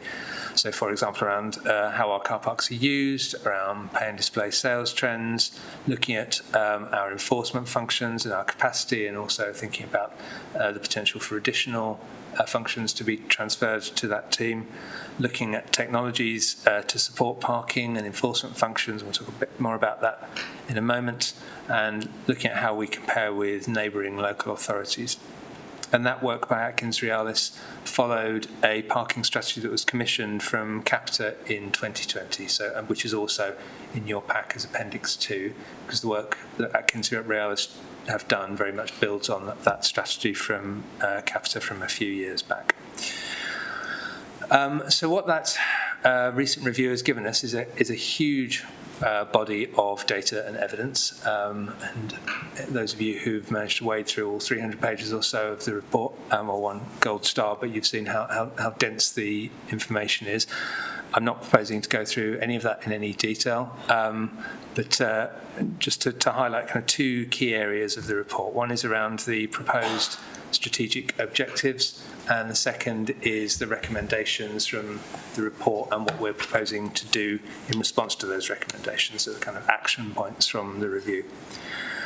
So in terms of those strategic objectives, which are highlighted in your report, supporting the local economy. So, for example, that's about making sure that our parking functions make it easy for people to visit our towns, providing access to key services and facilities for people with different sets of requirements. So, for example, that might be around ensuring there's appropriate provision of blue badge parking in the places where people need it.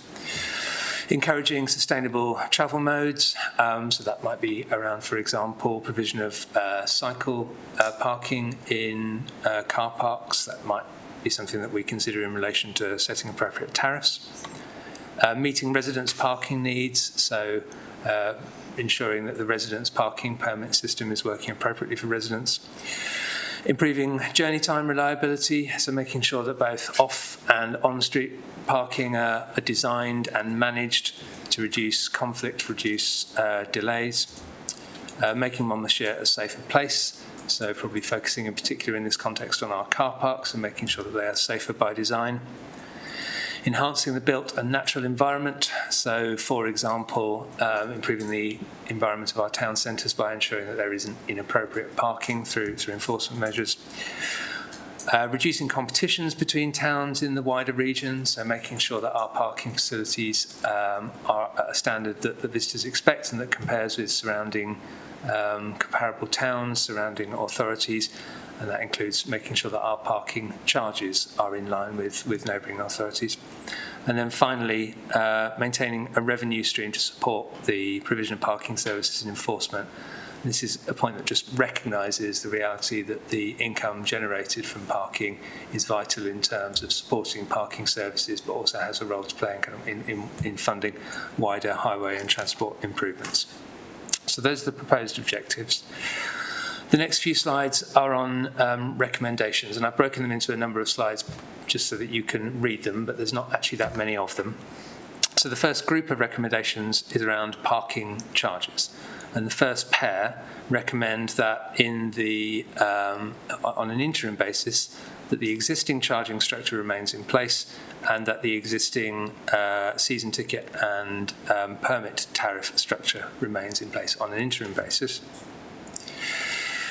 And then,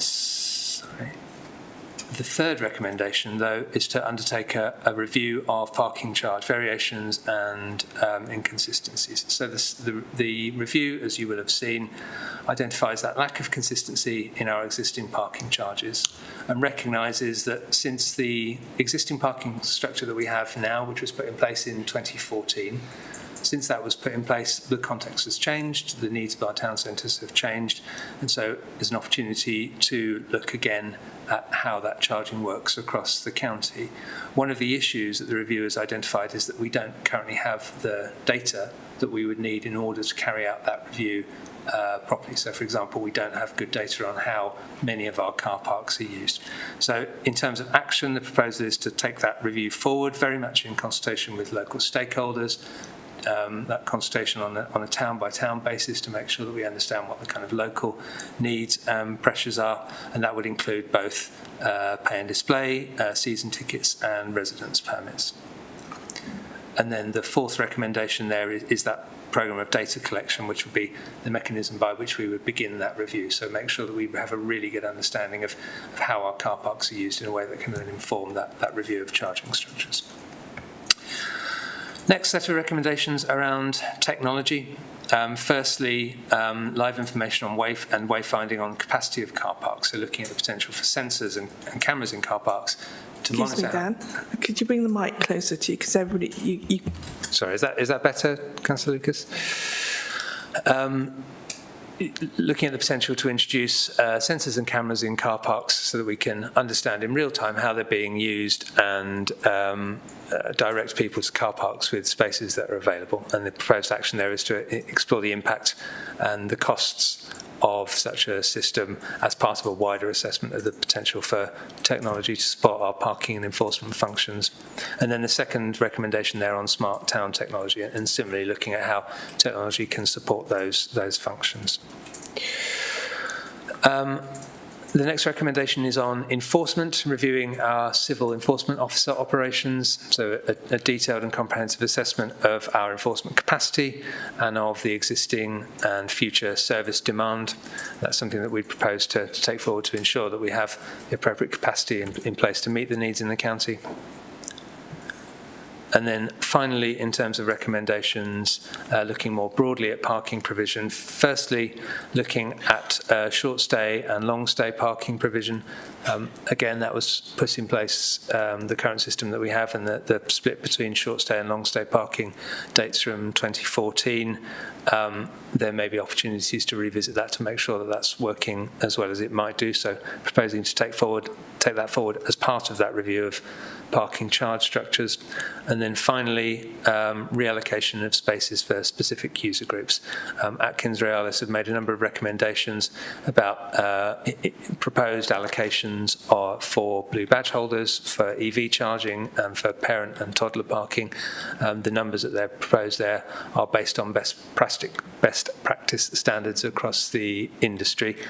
We would, of course, want to understand what the impact and cost of those reallocations would be and to consult stakeholders before taking that forward. So that's it in terms of slides. Just wanted to give a very brief overview of those key points in terms of objectives and recommendations. But as I say, very happy to take any questions, any comments. Okay, I'm sure there'll be hands up. There we go. Councillor Thomas Davis. Yeah, thank you for that presentation. Just a quick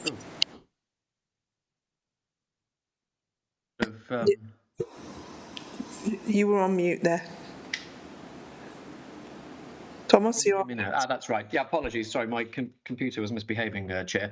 No, just a quick question about enforcement, if I may, which is a favourite topic of mine. I seem to recall at the budget setting cycle, must have been 2 years ago in full council, some additional money was made available specifically to support the enforcement function with regards to the estates, with regards to MCD's parking estate, car park estate specifically.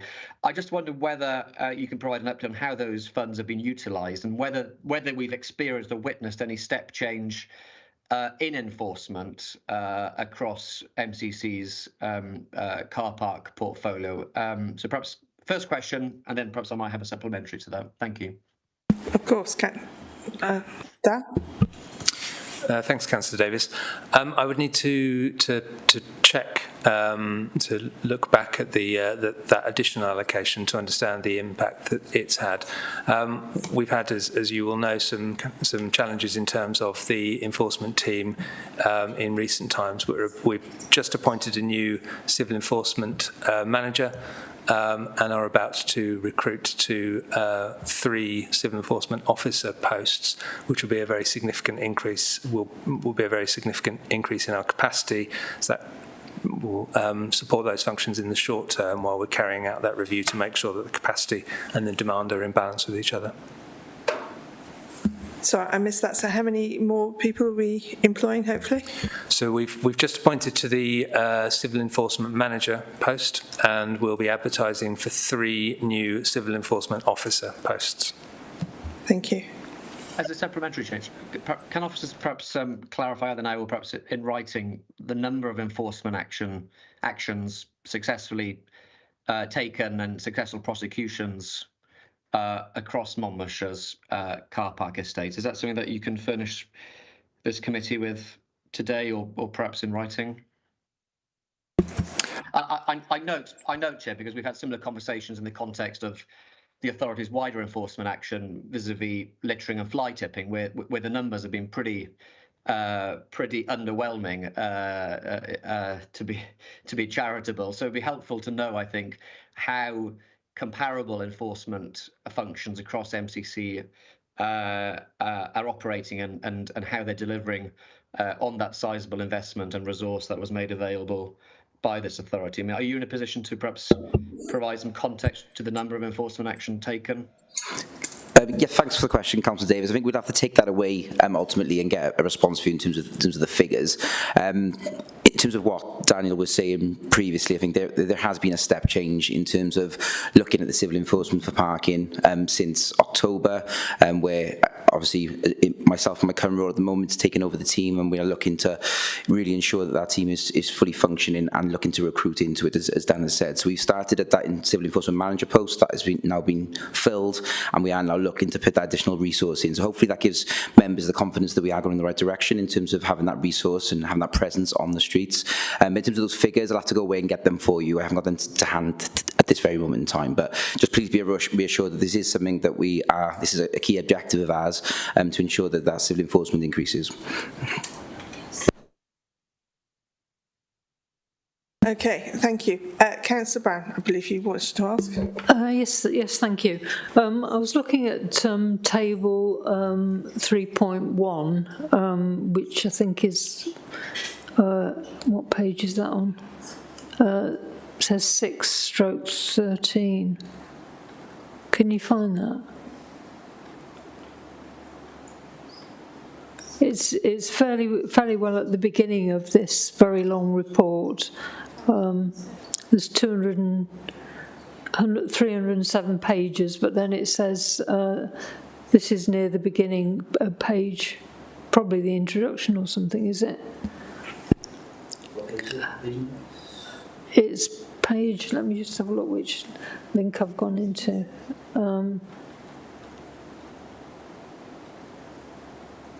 Yeah, it's the Atkins report, and then it's 3.1, and then there's 5 pages at the beginning of it, and then it's just after that, if you can find it. Oh, it's Appendix C, policy and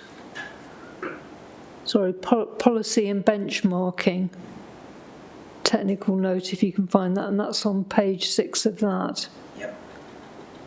There's a big table there, and in table 3.1 it compares the car park tariffs for the council-owned car parks. Has everybody found it now? Yeah. So if anybody wishes to find it, it's on page 267 of 307 pages.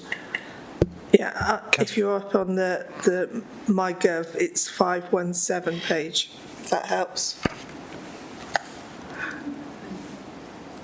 Has everybody found it? Is that the table which compares this Monmouthshire's? One, yeah, with Monmouthshire with the other authorities, yeah.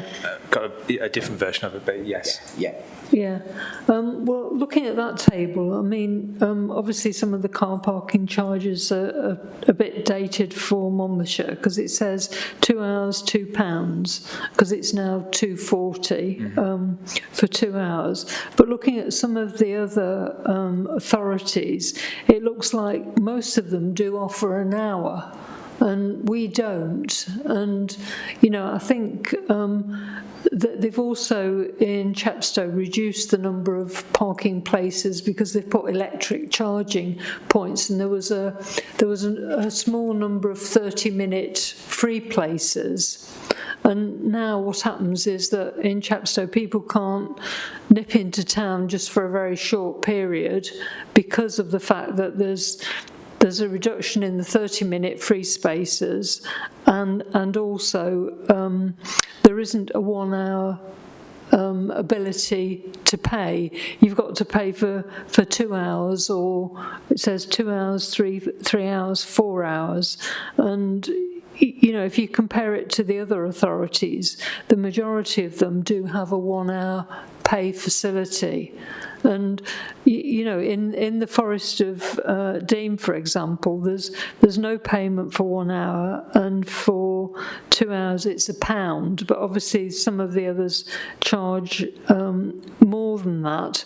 But if you're having to pay £2.40 every time you go in for 10 minutes, it's quite a lot to pay. And I think in the central area, I heard last night that somebody was saying that in the central area of Chepstow that cars were parking there and causing obstruction in the central area, and perhaps there ought to be double yellow lines, but that's because they just want to nip into Greggs for 5 minutes and buy something that's perhaps a couple of pounds, and don't want to spend £2.40 on parking.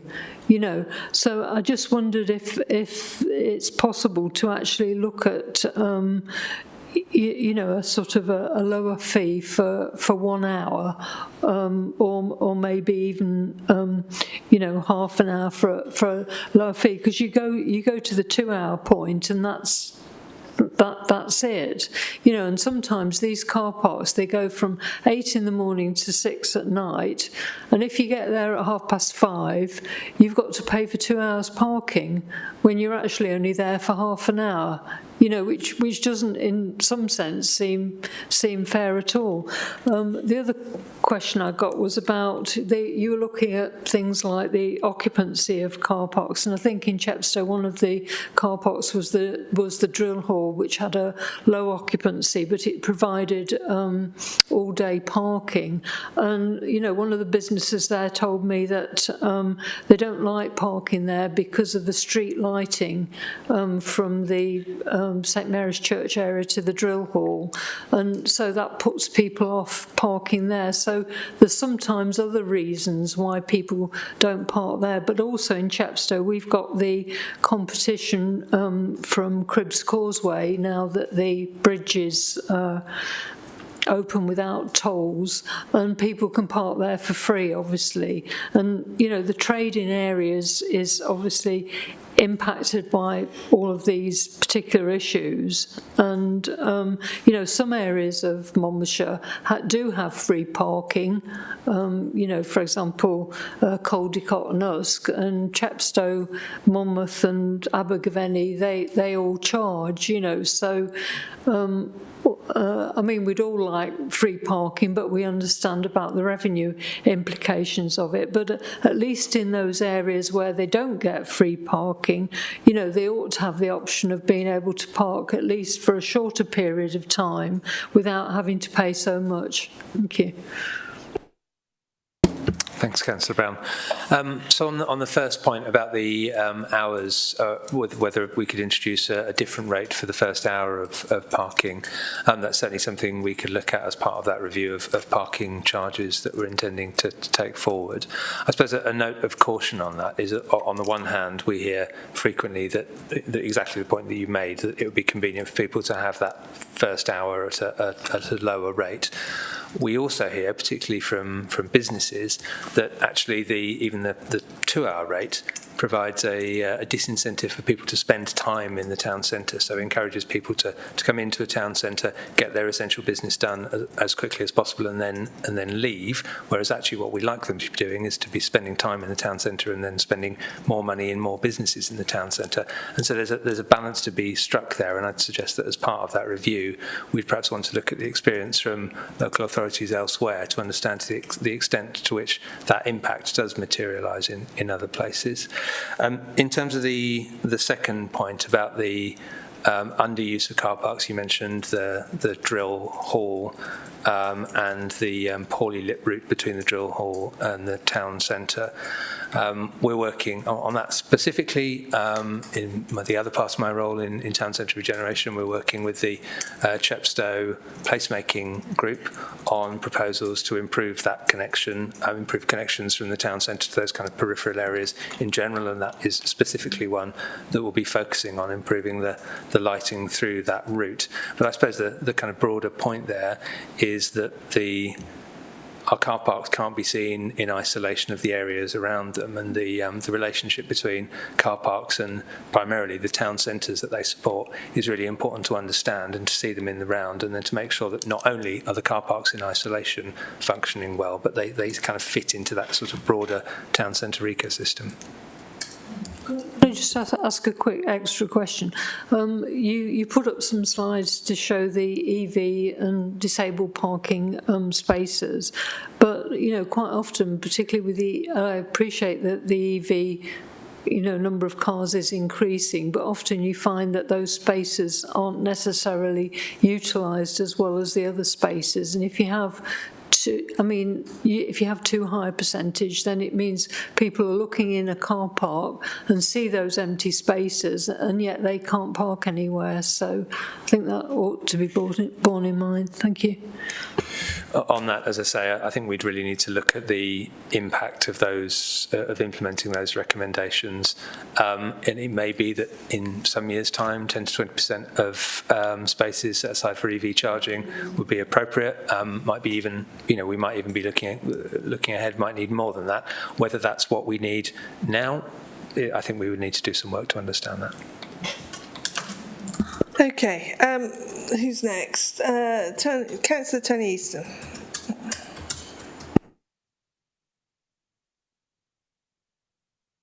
Got my mic on. Thank you, Chair.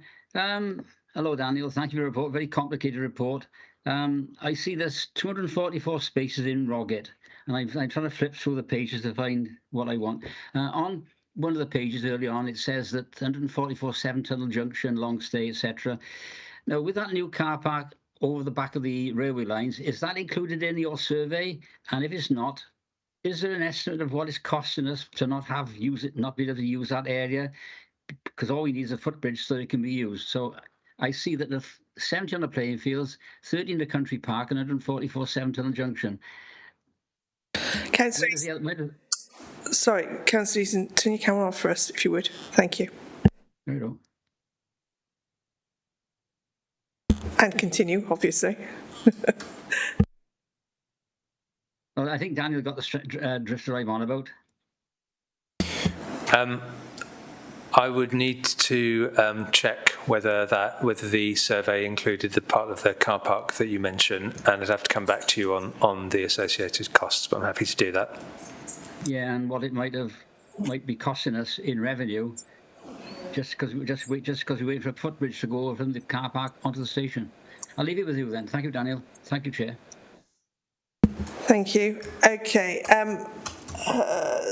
Councillor Tony Keir, please. I think Councillor Garrett is in front of me. I'm not. Oh, no, neither is. Oh, I just saw number 2, so I do apologise, Councillor Garrett. After you. Thank you, Councillor Keir. My mistake. I do apologise.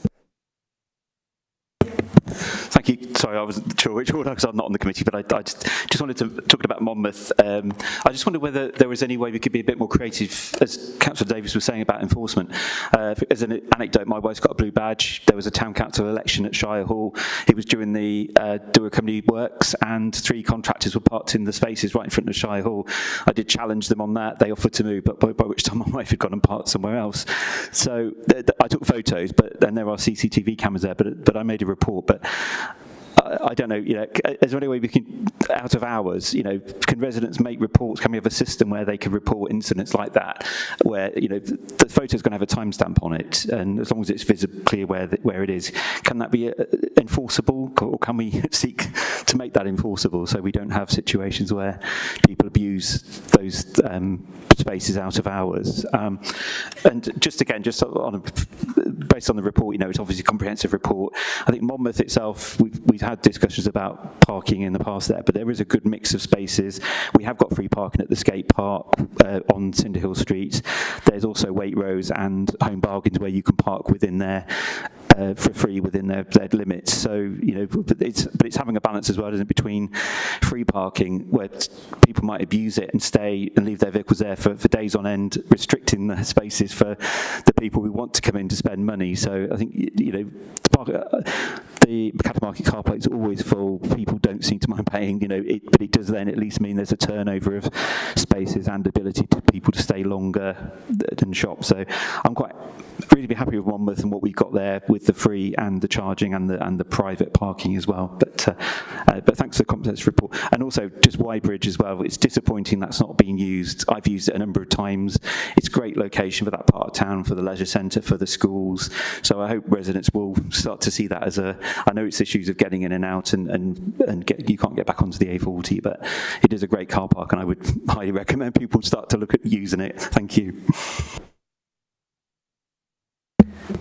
If you wish to respond, Dan. Thanks, Councillor. Yeah, so on the first point, there are some fairly narrow limitations or some strict requirements in terms of the observation that's required in order for us to be able to issue penalty charges in most circumstances. And I think I would need to consult colleagues who are more expert in the detail of the legal requirements than I am, but I think it would be difficult for us to enforce or to issue penalty charge notices on the basis of information sent in by residents.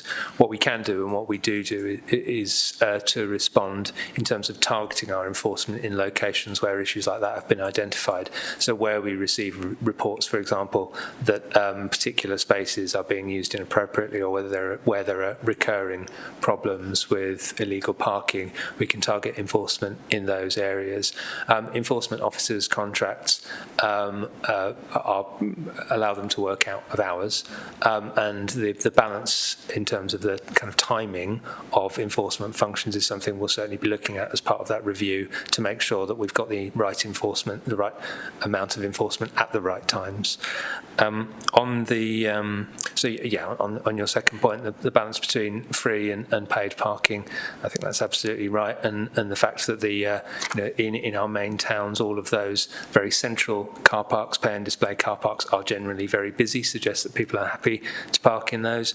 I think the rationale from 2014, when that mix of free parking and paid parking was introduced, was that some of those kind of slightly out of town centre car parks, like the skate park car park on Rockfield Road in Monmouth, were aimed primarily at people who were working in the towns and therefore parking for longer periods. That's probably a rationale that makes sense, but I think that's perhaps something that we want to revisit. And Weybridge car park, I use it myself as well. I think maybe there's an issue with lots of our car parks, and in Monmouth in particular, about people finding them, about the wayfinding to those car parks. I think that's something that we need to look at as part of this piece of work. I could add so much, and I will at my moment. Do you wish to come back, Councillor Garrett? There's just one more. We were due to get some EV chargers in the Cattle Market car park. Did they? That hasn't happened. Did they go to Glendower Street instead? Is that what was happened, or is there a chance there might be some introduced there at some point in the future? I know it was a lot to do with the levelling up fund bid and whether we put them in too soon and then they'd have to be taken out again. But could we? Is there any scope for any more EV chargers in Monmouth? Thank you. I'm not sure whether the chargers that were introduced in Glendower Street were instead of those in the Cattle Market car park, but I can check that and come back to you. And I know there's an ongoing programme with new chargers being installed in car parks kind of all the time, really. So maybe just we haven't got to the Cattle Market ones yet, but I'll come back to you on that. They are there. Councillor Keir. Thanks very much, Chair. Thanks very much for this report. I have waded through it, 309 pages. I've got some generalities and also some specifics, if I may. I think my view is I find it quite. I don't know how much this report cost, but I find it astonishing that we've come at the end of it, and there's references with regards to use of the car parks and a conclusion to say that you haven't got enough data, or the consultants have not got enough data, and we've got to revisit it. I struggle to understand why a report has been presented and why it was initiated without the correct analysis required to produce a result. It seems to me this is now going to have to cost the council more money to get more analysis on car park usage, and I struggle to understand that.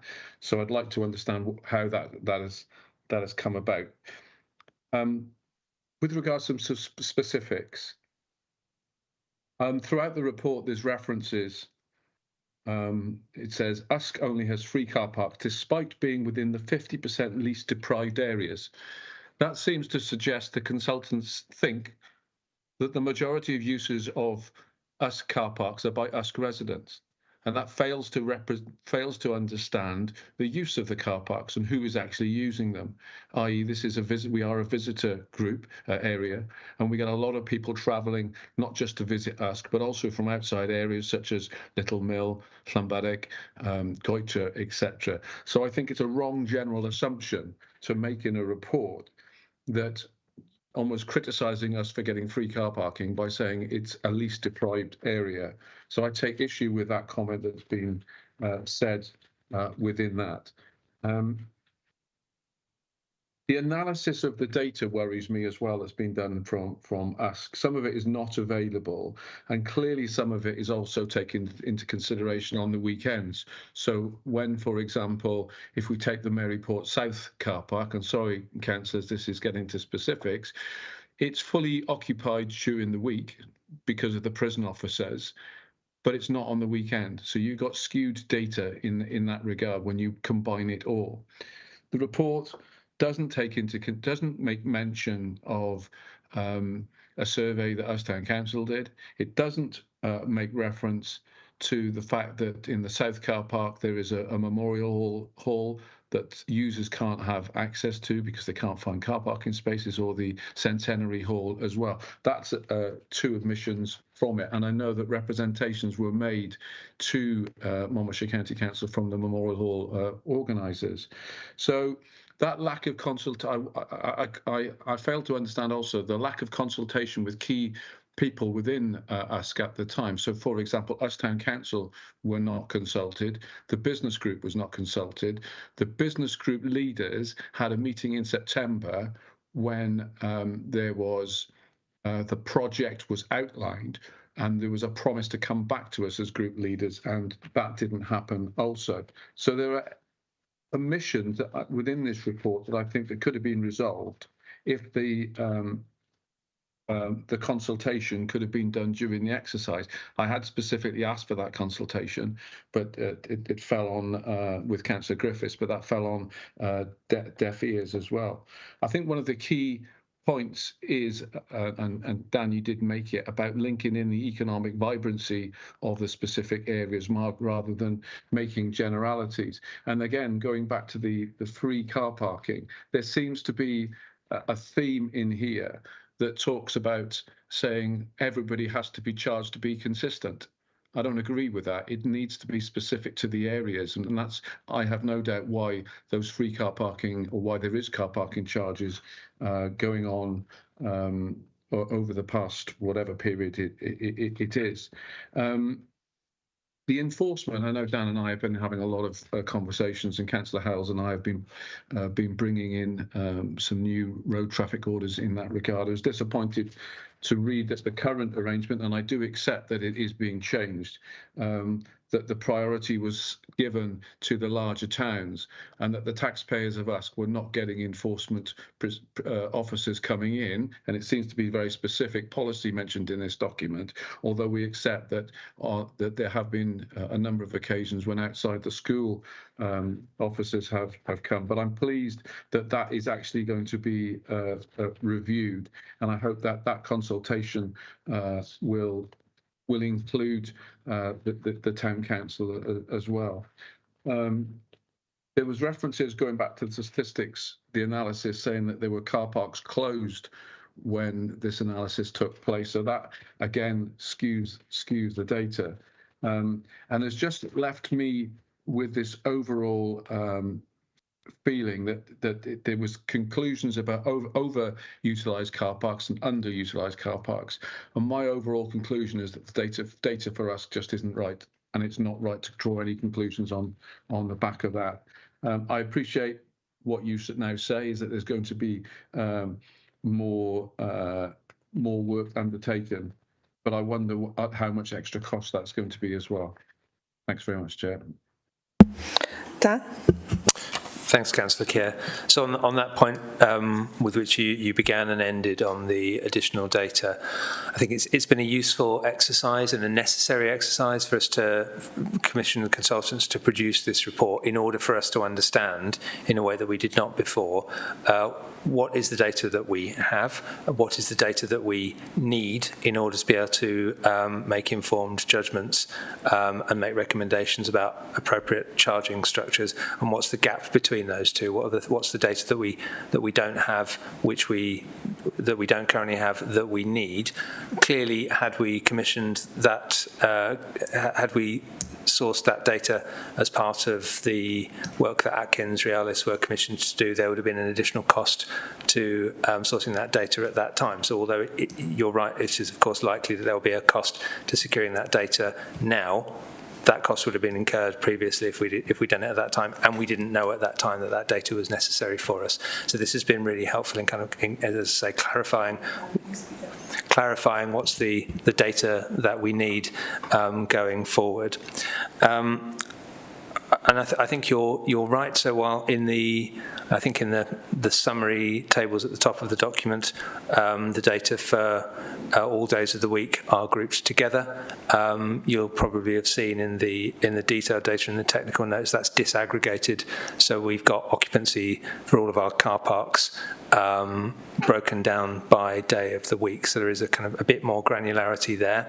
That said, these are the surveys were done over a relatively short period of time. They are snapshots. There are certainly some areas of the data where I think we probably, as you say, need to look again. And in any case, that's something that we'll need to do for those, particularly for those busier car parks, as part of this second round of getting more detailed data, more detailed information. The US Town Council survey may not be referenced, but the consultants certainly had that and were made aware of that, and we discussed that with them. And in terms of the consultation with businesses, it had been intended when business groups were briefed late last year that there would be consultation as part of this piece of work. As it's become clear more recently that there would need to be further, effectively the core recommendation of this piece of work in terms of parking charges is that we need to do that additional review in order to make a judgment. That consultation with business groups, with town councils and others will now form part of that subsequent piece of work. Councillor Key, wish to come back? Yeah, please. Thanks very much, Dan, and I do appreciate your pragmatic approach as ever on these subjects. My criticism is that I think they should have been included. It seems rather obvious to me that what's now being sought should have been done in the first place, but that's my view, and it may not be shared. The other point I think that the report fails to look at, again, the specifics in ASK, is what happens if you do bring in charges and the conclusion is that for whatever reasons, and I know you'll be aware of case law that you just can't bring in car parking charges to raise revenue. That was the basis that the last time there was legal action taken against Monmouthshire County Council in that regard. But what the report doesn't talk about is the natural position of somebody when faced with car parking charges is to avoid them. And where do they go? Well, they're going to try to get into side streets. There's an enforcement issue, massive enforcement issue in Usk as well already. So if you have then people avoiding paying car parking charges, or indeed avoid coming into Usk, where are the residents? What's going to happen with the residents? What about car parking permits for residents? The report also doesn't take into consideration, for example, the uniqueness of there are a huge number of flats in Bridge Street where people need to park. The report doesn't make reference to that there's at least 50 to 60 vehicles parked overnight in the car park because they relate to people who live in the town and in other parks as well. So this is my point about consulting with councillors, the elected representatives, in producing a report like this is that there's been omissions. And I hope that this time around, that consultation with elected members and business representatives will take place to enable, a more comprehensive conclusion, rather than being presented with a fait accompli that we then have to argue with at meetings. Thanks, Chair. Okay. Yes. Sorry, can I just come in there? Thank you, Councillor Keir, for your comments and questions. Really, really appreciate it. And I think what Dan has outlined really is that there is that work to be done. So all the things that you're alluding to in terms of having those conversations with the local businesses, seeing what elected members, seeing what town councils want, that needs to happen now. So on the back of this report is in the public domain now. Everyone can have a look at it. We can have those conversations. And what do places want their car parks to be, and how do they want them to operate, is the conversation that we want to have. That's exactly the kind of conversation we want to have. How do you make our town centres vibrant? How do you make sure there's that turnover for our businesses businesses. They're exactly the kind of conversations that we need to have, and this review does give us the platform to step into that space. There is missing data there. We need to think about how we collect that data, but we certainly want to have that place. But I think the main thing that's come out of the review at this stage is that the status quo is the status quo. So nothing is changing in terms of the existing parking schedule. We need to have those detailed conversations with communities and then pivot then in terms of what that new charging schedule looks like and what is right for our town centres ultimately. So all the things that you're talking about are going to happen. Is where we are in that process. Okay, thank you. Thank you, Craig. Of course you can, Councillor Keir, if you wish to come back. No, I just wish to say thank you, and I understand that. My point being is I think this should have been in this report, but I hear what you say, and I welcome that opportunity to discuss with the consultants and officers the specifics that I'm referring to, and I'm sure Councillor Howells will as well. Okay, thank you. Right, now go to Councillor Strong. I know Councillor Garrett's got his hand up, but he's already spoken. So, oh, thank you. Good. Right, Councillor Strong. I just want a bit of clarification, really. You mentioned, sort of traffic enforcement officers. Are they just solely to give out notices for people overstaying in car parks, or are they people down on double yellow lines and other vehicles parked in the, in the wider thing? And the other bit that I'm quite interested in, having just acquired an electric car, is for electric spaces for electric cars in our MCC car parks. Do we generate money from that? Do we kind of, I don't know, who puts in the charging point? Is it a company? And do we lease that to them so that we actually generate some money for Monmouthshire residents? Thank you. Thanks, Councillor Strong. So on the first point, the civil enforcement officers are responsible both for enforcement in MCC car parks and on street. So the on-street functions were transferred to local authorities, I think, about 5 years ago. So the officers who are issuing penalty charge notices to vehicles parked on double yellow lines are the same ones issuing notices to people overstaying in car parks. On the second point around EV charging, my understanding is that the recent round of EV chargers that have been installed in MCC car parks is done by an organisation called Connected Curb, who are contracted to the Cardiff Capital Region and are delivering rolling EV charging out across the region on that basis. And I would need to check the detail. I think in principle there is potential income to the council and therefore to the county in the long term, but because of the level of usage at the moment, that income is very low. That's really interesting. I mean, obviously we get, if it's a paid car parking spot, then we would get the revenue from that. So that's really interesting. And it's good to hear that although we haven't got any paid car parking spaces in Caldicott, that maybe we might get some enforcement officers down there to actually deter drivers parking in front of a certain zebra crossing. So thank you. Okay. Councillor Emma Bryn, please. No, I should say thank you to Councillor Strong. She's asked some of my questions. So, Councillor Bryn, you can ask some of mine as well now, I hope. Yeah, hopefully not. I just wanted to check. I understood that a resident had written in with a letter that she was hoping to be read out prior to this. Did that not happen? I just wanted to confirm that it didn't, because she wanted to speak on this matter, but she couldn't, so I encouraged her to write in, and I thought she said she had done that, but no, you didn't receive that? We haven't received anything, sorry. Okay, that's fine. I was just expecting it, and yeah, that's fine. I just wanted to echo Councillor Keir's comments, really.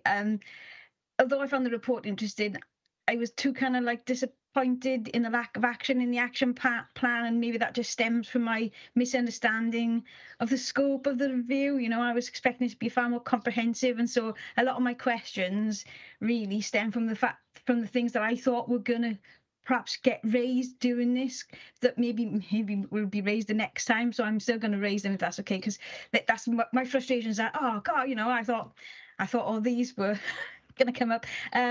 So yeah, first obviously the first thing is enforcement, and I'm really pleased to hear that there is there are 4 additional posts coming up, because obviously the enforcement comes up all the time, with plans to move responsibility of payment parking from the police to the councils now imminent.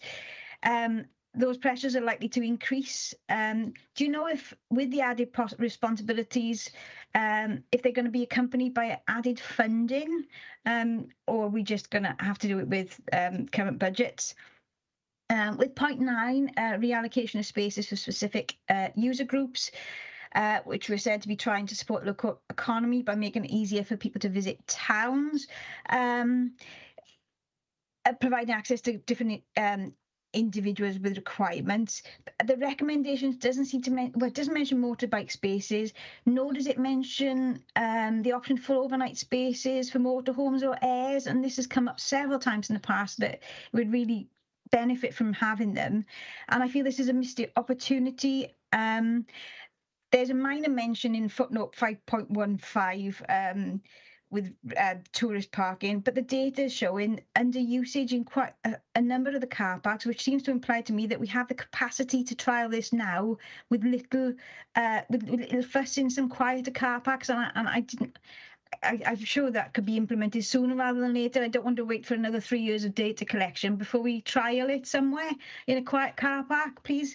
There's no mention of the increase in vehicle sizes, and I know the impact that this is having on visitor experience when they're using local car parks, particularly noticeable in tightly packed car parks, like in Monmouth, like in Chippenham and Waitrose car parks, where prangs seem fairly commonplace, and I wonder what we're going to do to address that.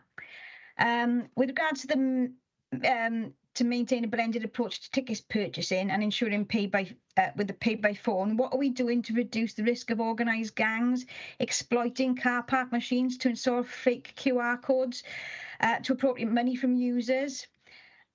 Also, if residents are paying by the pay by phone app, now I've never done this in Monmouth, but could you tell me if there's an option to remotely add an hour should the user decide to stay a little longer, maybe only appropriate in the quieter car parks?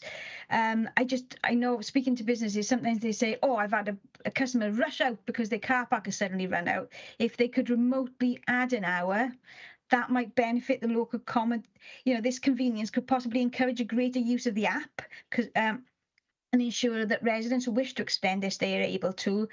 I did note that there's a note to explore the removing of the overstay ticket availability to encourage rapid changeover, but it seems it does seem more advantageous to the local economy to encourage visitors to linger a little longer once they're here in certain car parks, obviously.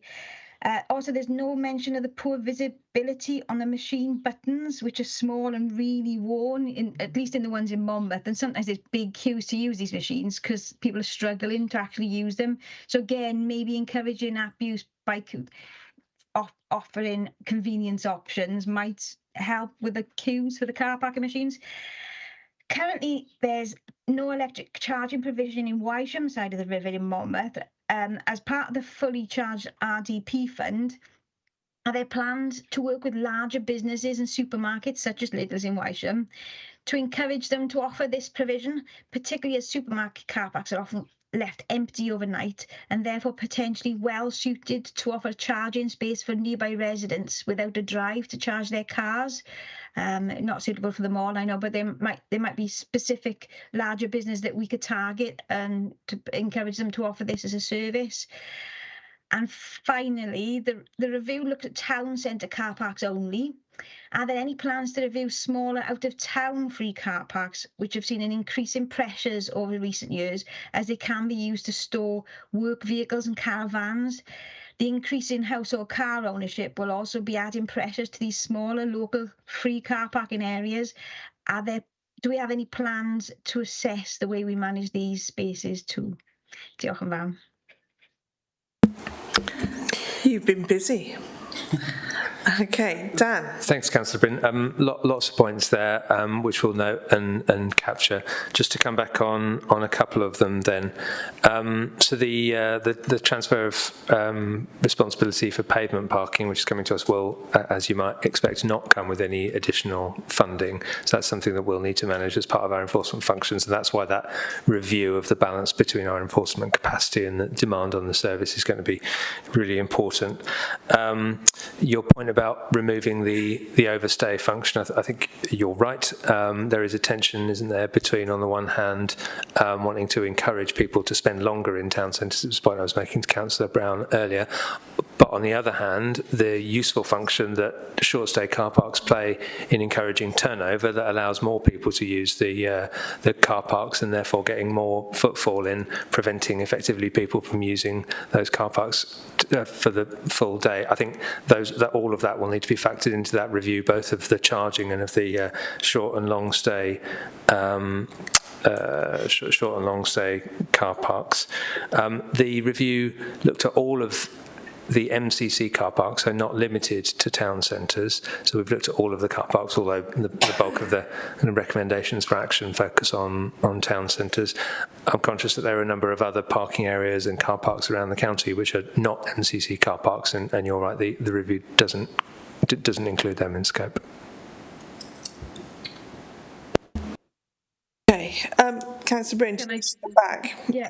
Can I just say, so are they currently, our residents with the app, are they able to tag on like a little extra half an hour if they've overstayed? Is that currently an option? I've not used it myself, so I wasn't sure. Yeah, yes. Sorry, I was going to say that. Yes, they can do that as long as it doesn't take them over the maximum stay in the car park. Okay, that is good to you.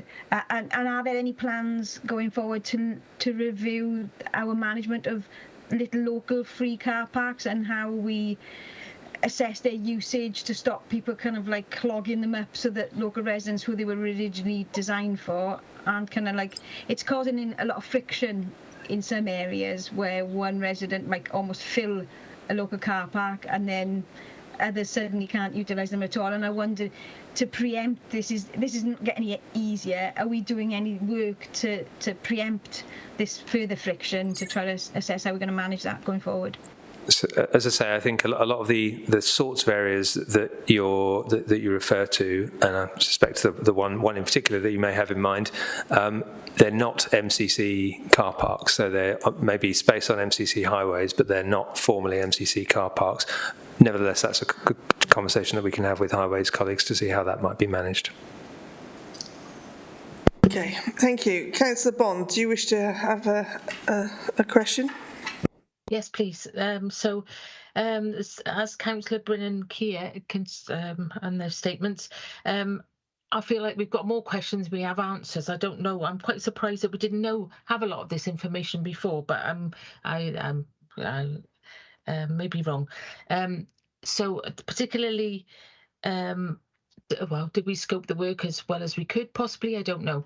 But you said it was to do with funding, so that's why we didn't get the full information, maybe. So I can see straight away for Caldecott, it says that there's parking in Woodstock Way, 118, and I would like to know where that is. So I think I'll go and do a check, but you won't know that detail, I would think.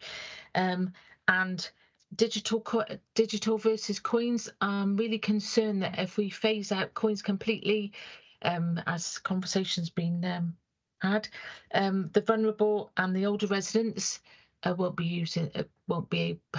as accessible to them. So we really need to be thinking about, rather than not everybody uses apps. Thank you. Dan? Thanks, Councillor Bond.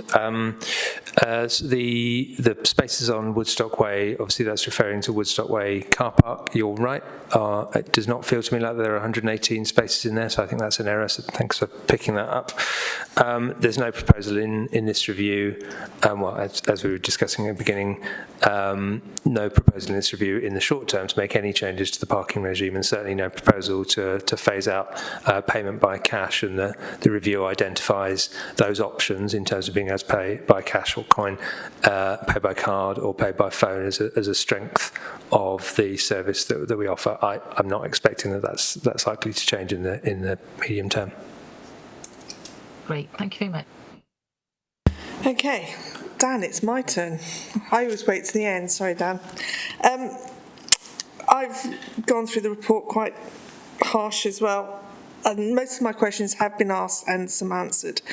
In reference to the technology, there's one point where it mentions number plate recognition, APRN, whatever it's called. That scares me, having been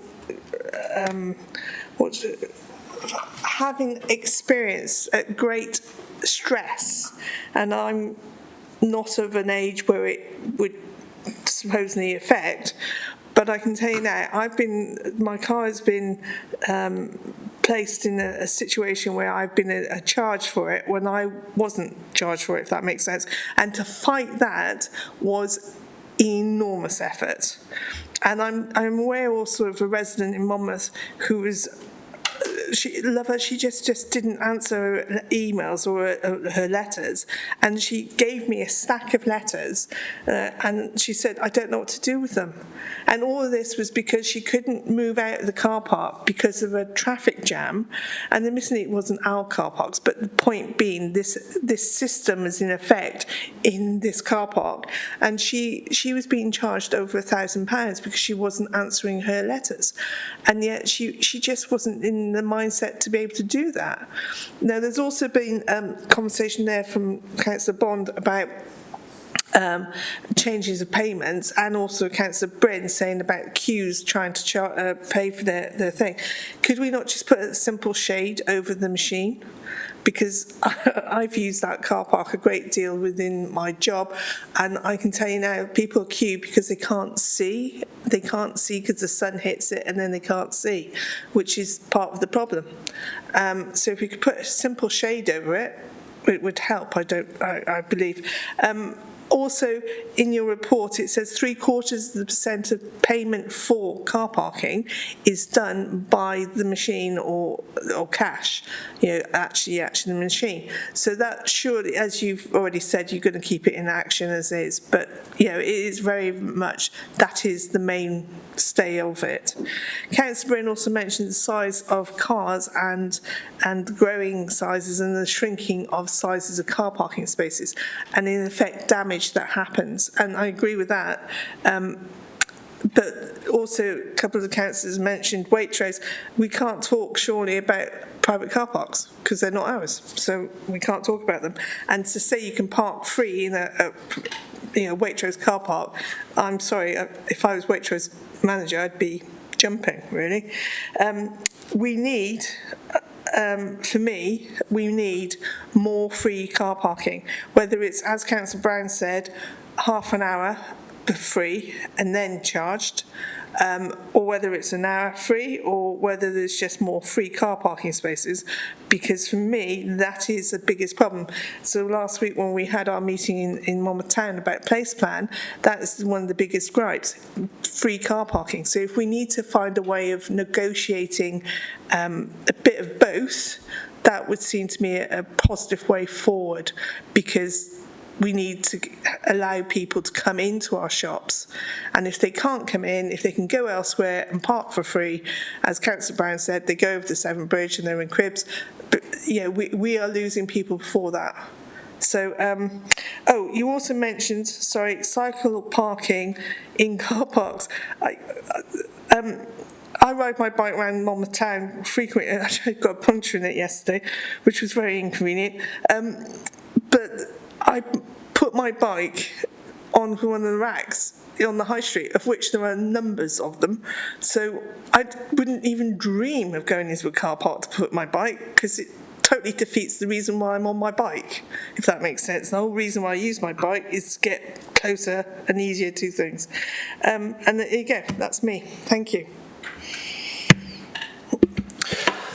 Thanks, Councillor Lucas. On the first point about AMPR, as with many of these recommendations, this is something that we would look to explore, and clearly with a number of these potential technologies, there will be risks as well as benefits. So AMPR might well enable us to carry out enforcement functions more efficiently to ensure that we're collecting all the revenue from our car parks that we should be collecting. On the other hand, there will be some challenges for us to manage. So we need to understand those risks and the balance of risks and opportunities before we took anything forward. I'll take that point away about shading the payment stations. And yeah, as you say, there's no plan to remove the option for people to pay by cash. The report touches in one of the annexes on the relationship between footfall and car parking charges, and it's a conversation that I think we've had before. There's a significant evidence that the offer in a town centre is much more important than the parking charges in attracting residents, but clearly that's something that we can take into account and look further in when we're reviewing parking charges. And on cycle parking, yes, you're right. I mean, I think in reality it's unlikely that most cyclists would use cycle spaces in car parks if there are more conveniently located spaces in town centres. It's an example of how our car parking policy might support that kind of those sorts of sustainability objectives. So. Okay, thank you very much. Right, so unless anybody else has got questions in reference car parking, which I don't think we have, I think we can safely say thank you ever so much to the officers again, and or for all your questions to everybody else. Unless there's anything else to ask? No? Okay. So we can move on to item which we need to exclude. So, right. So, item 8. Chair, if I may, ahead of this agenda item and the subsequent discussion on the Shire Hall, I've taken advice and I'd like to declare a personal non-prejudicial interest. But for the avoidance of any doubt, I will be recusing myself from this agenda item, if that's okay with you. Of course it is. Thank you very much. Cheers, Dan. Okay, so item 9, exclusion of press and public. This report contains information that cannot be publicly discussed and is deemed exempt from the Local Government Act. Any discussion during the committee meeting that relates to this information and relating to a particular individual family which may or likely to reveal the identity of the individual or information relating to any consultation or negotiations which relate to the financial or business affairs of any particular person will it exempt in line with Local Government Act Schedule 12A Part 4 and will require the committee to move into a closed session and the press and public to be asked to leave the meeting. So without further ado, we are about to lock the screen. I'm just conscious before we do that I need to do a bit of a roundup of what everybody's said before we come off camera, as it were. So some of this is I'll go in for each councillor and try to identify all their points or main points. Councillor Brown, in reference to the first item of discussion, was referring to floodplains and planning and TAN 5. Then later on, in reference parking, free parking and the amount of time. Councillor Dimmock talked about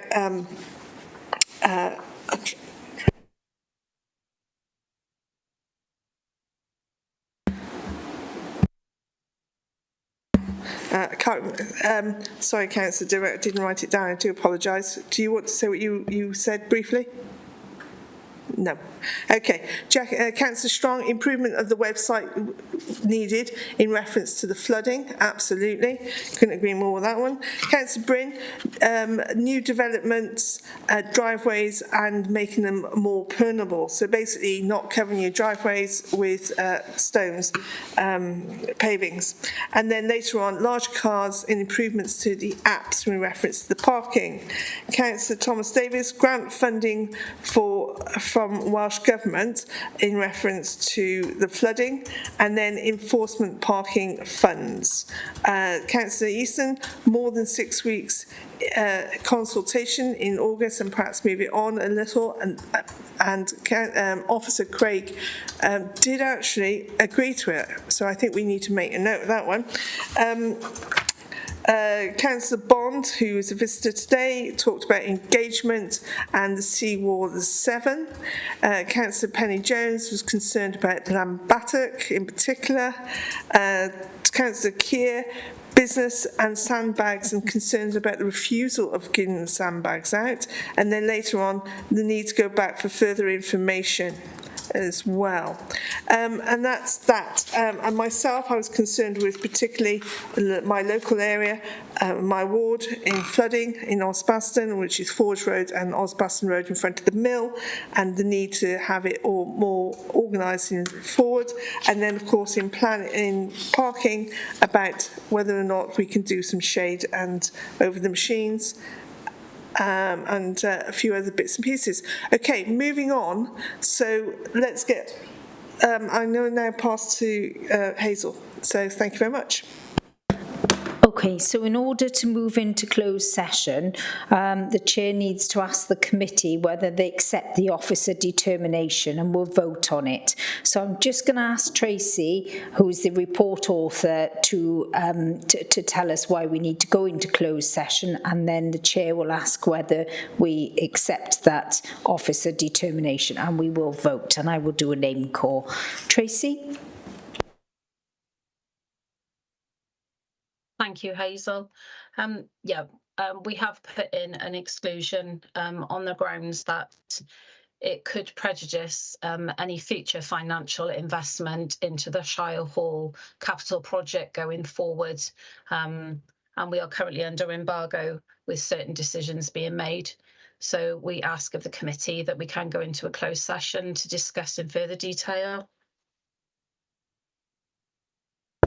Okay, so Chair, we need to vote on that, and any members who are not on the Place Scrutiny Committee will unfortunately need to leave us at this point. Is that okay with you? I believe that is Jill and Tony. No, I think Tony's still there. He's still showing as present. Bye, Jill.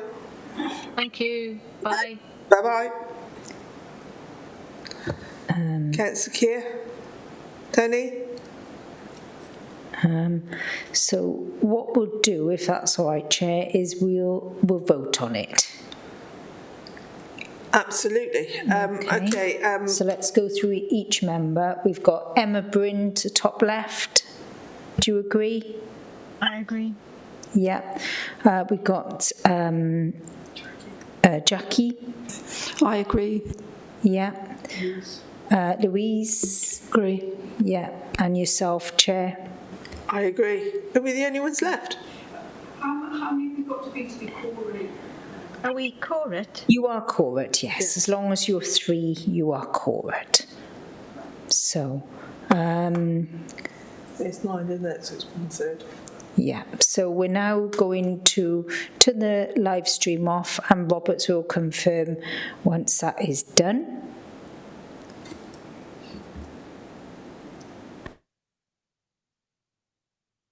Okay, the live stream's off, Chair.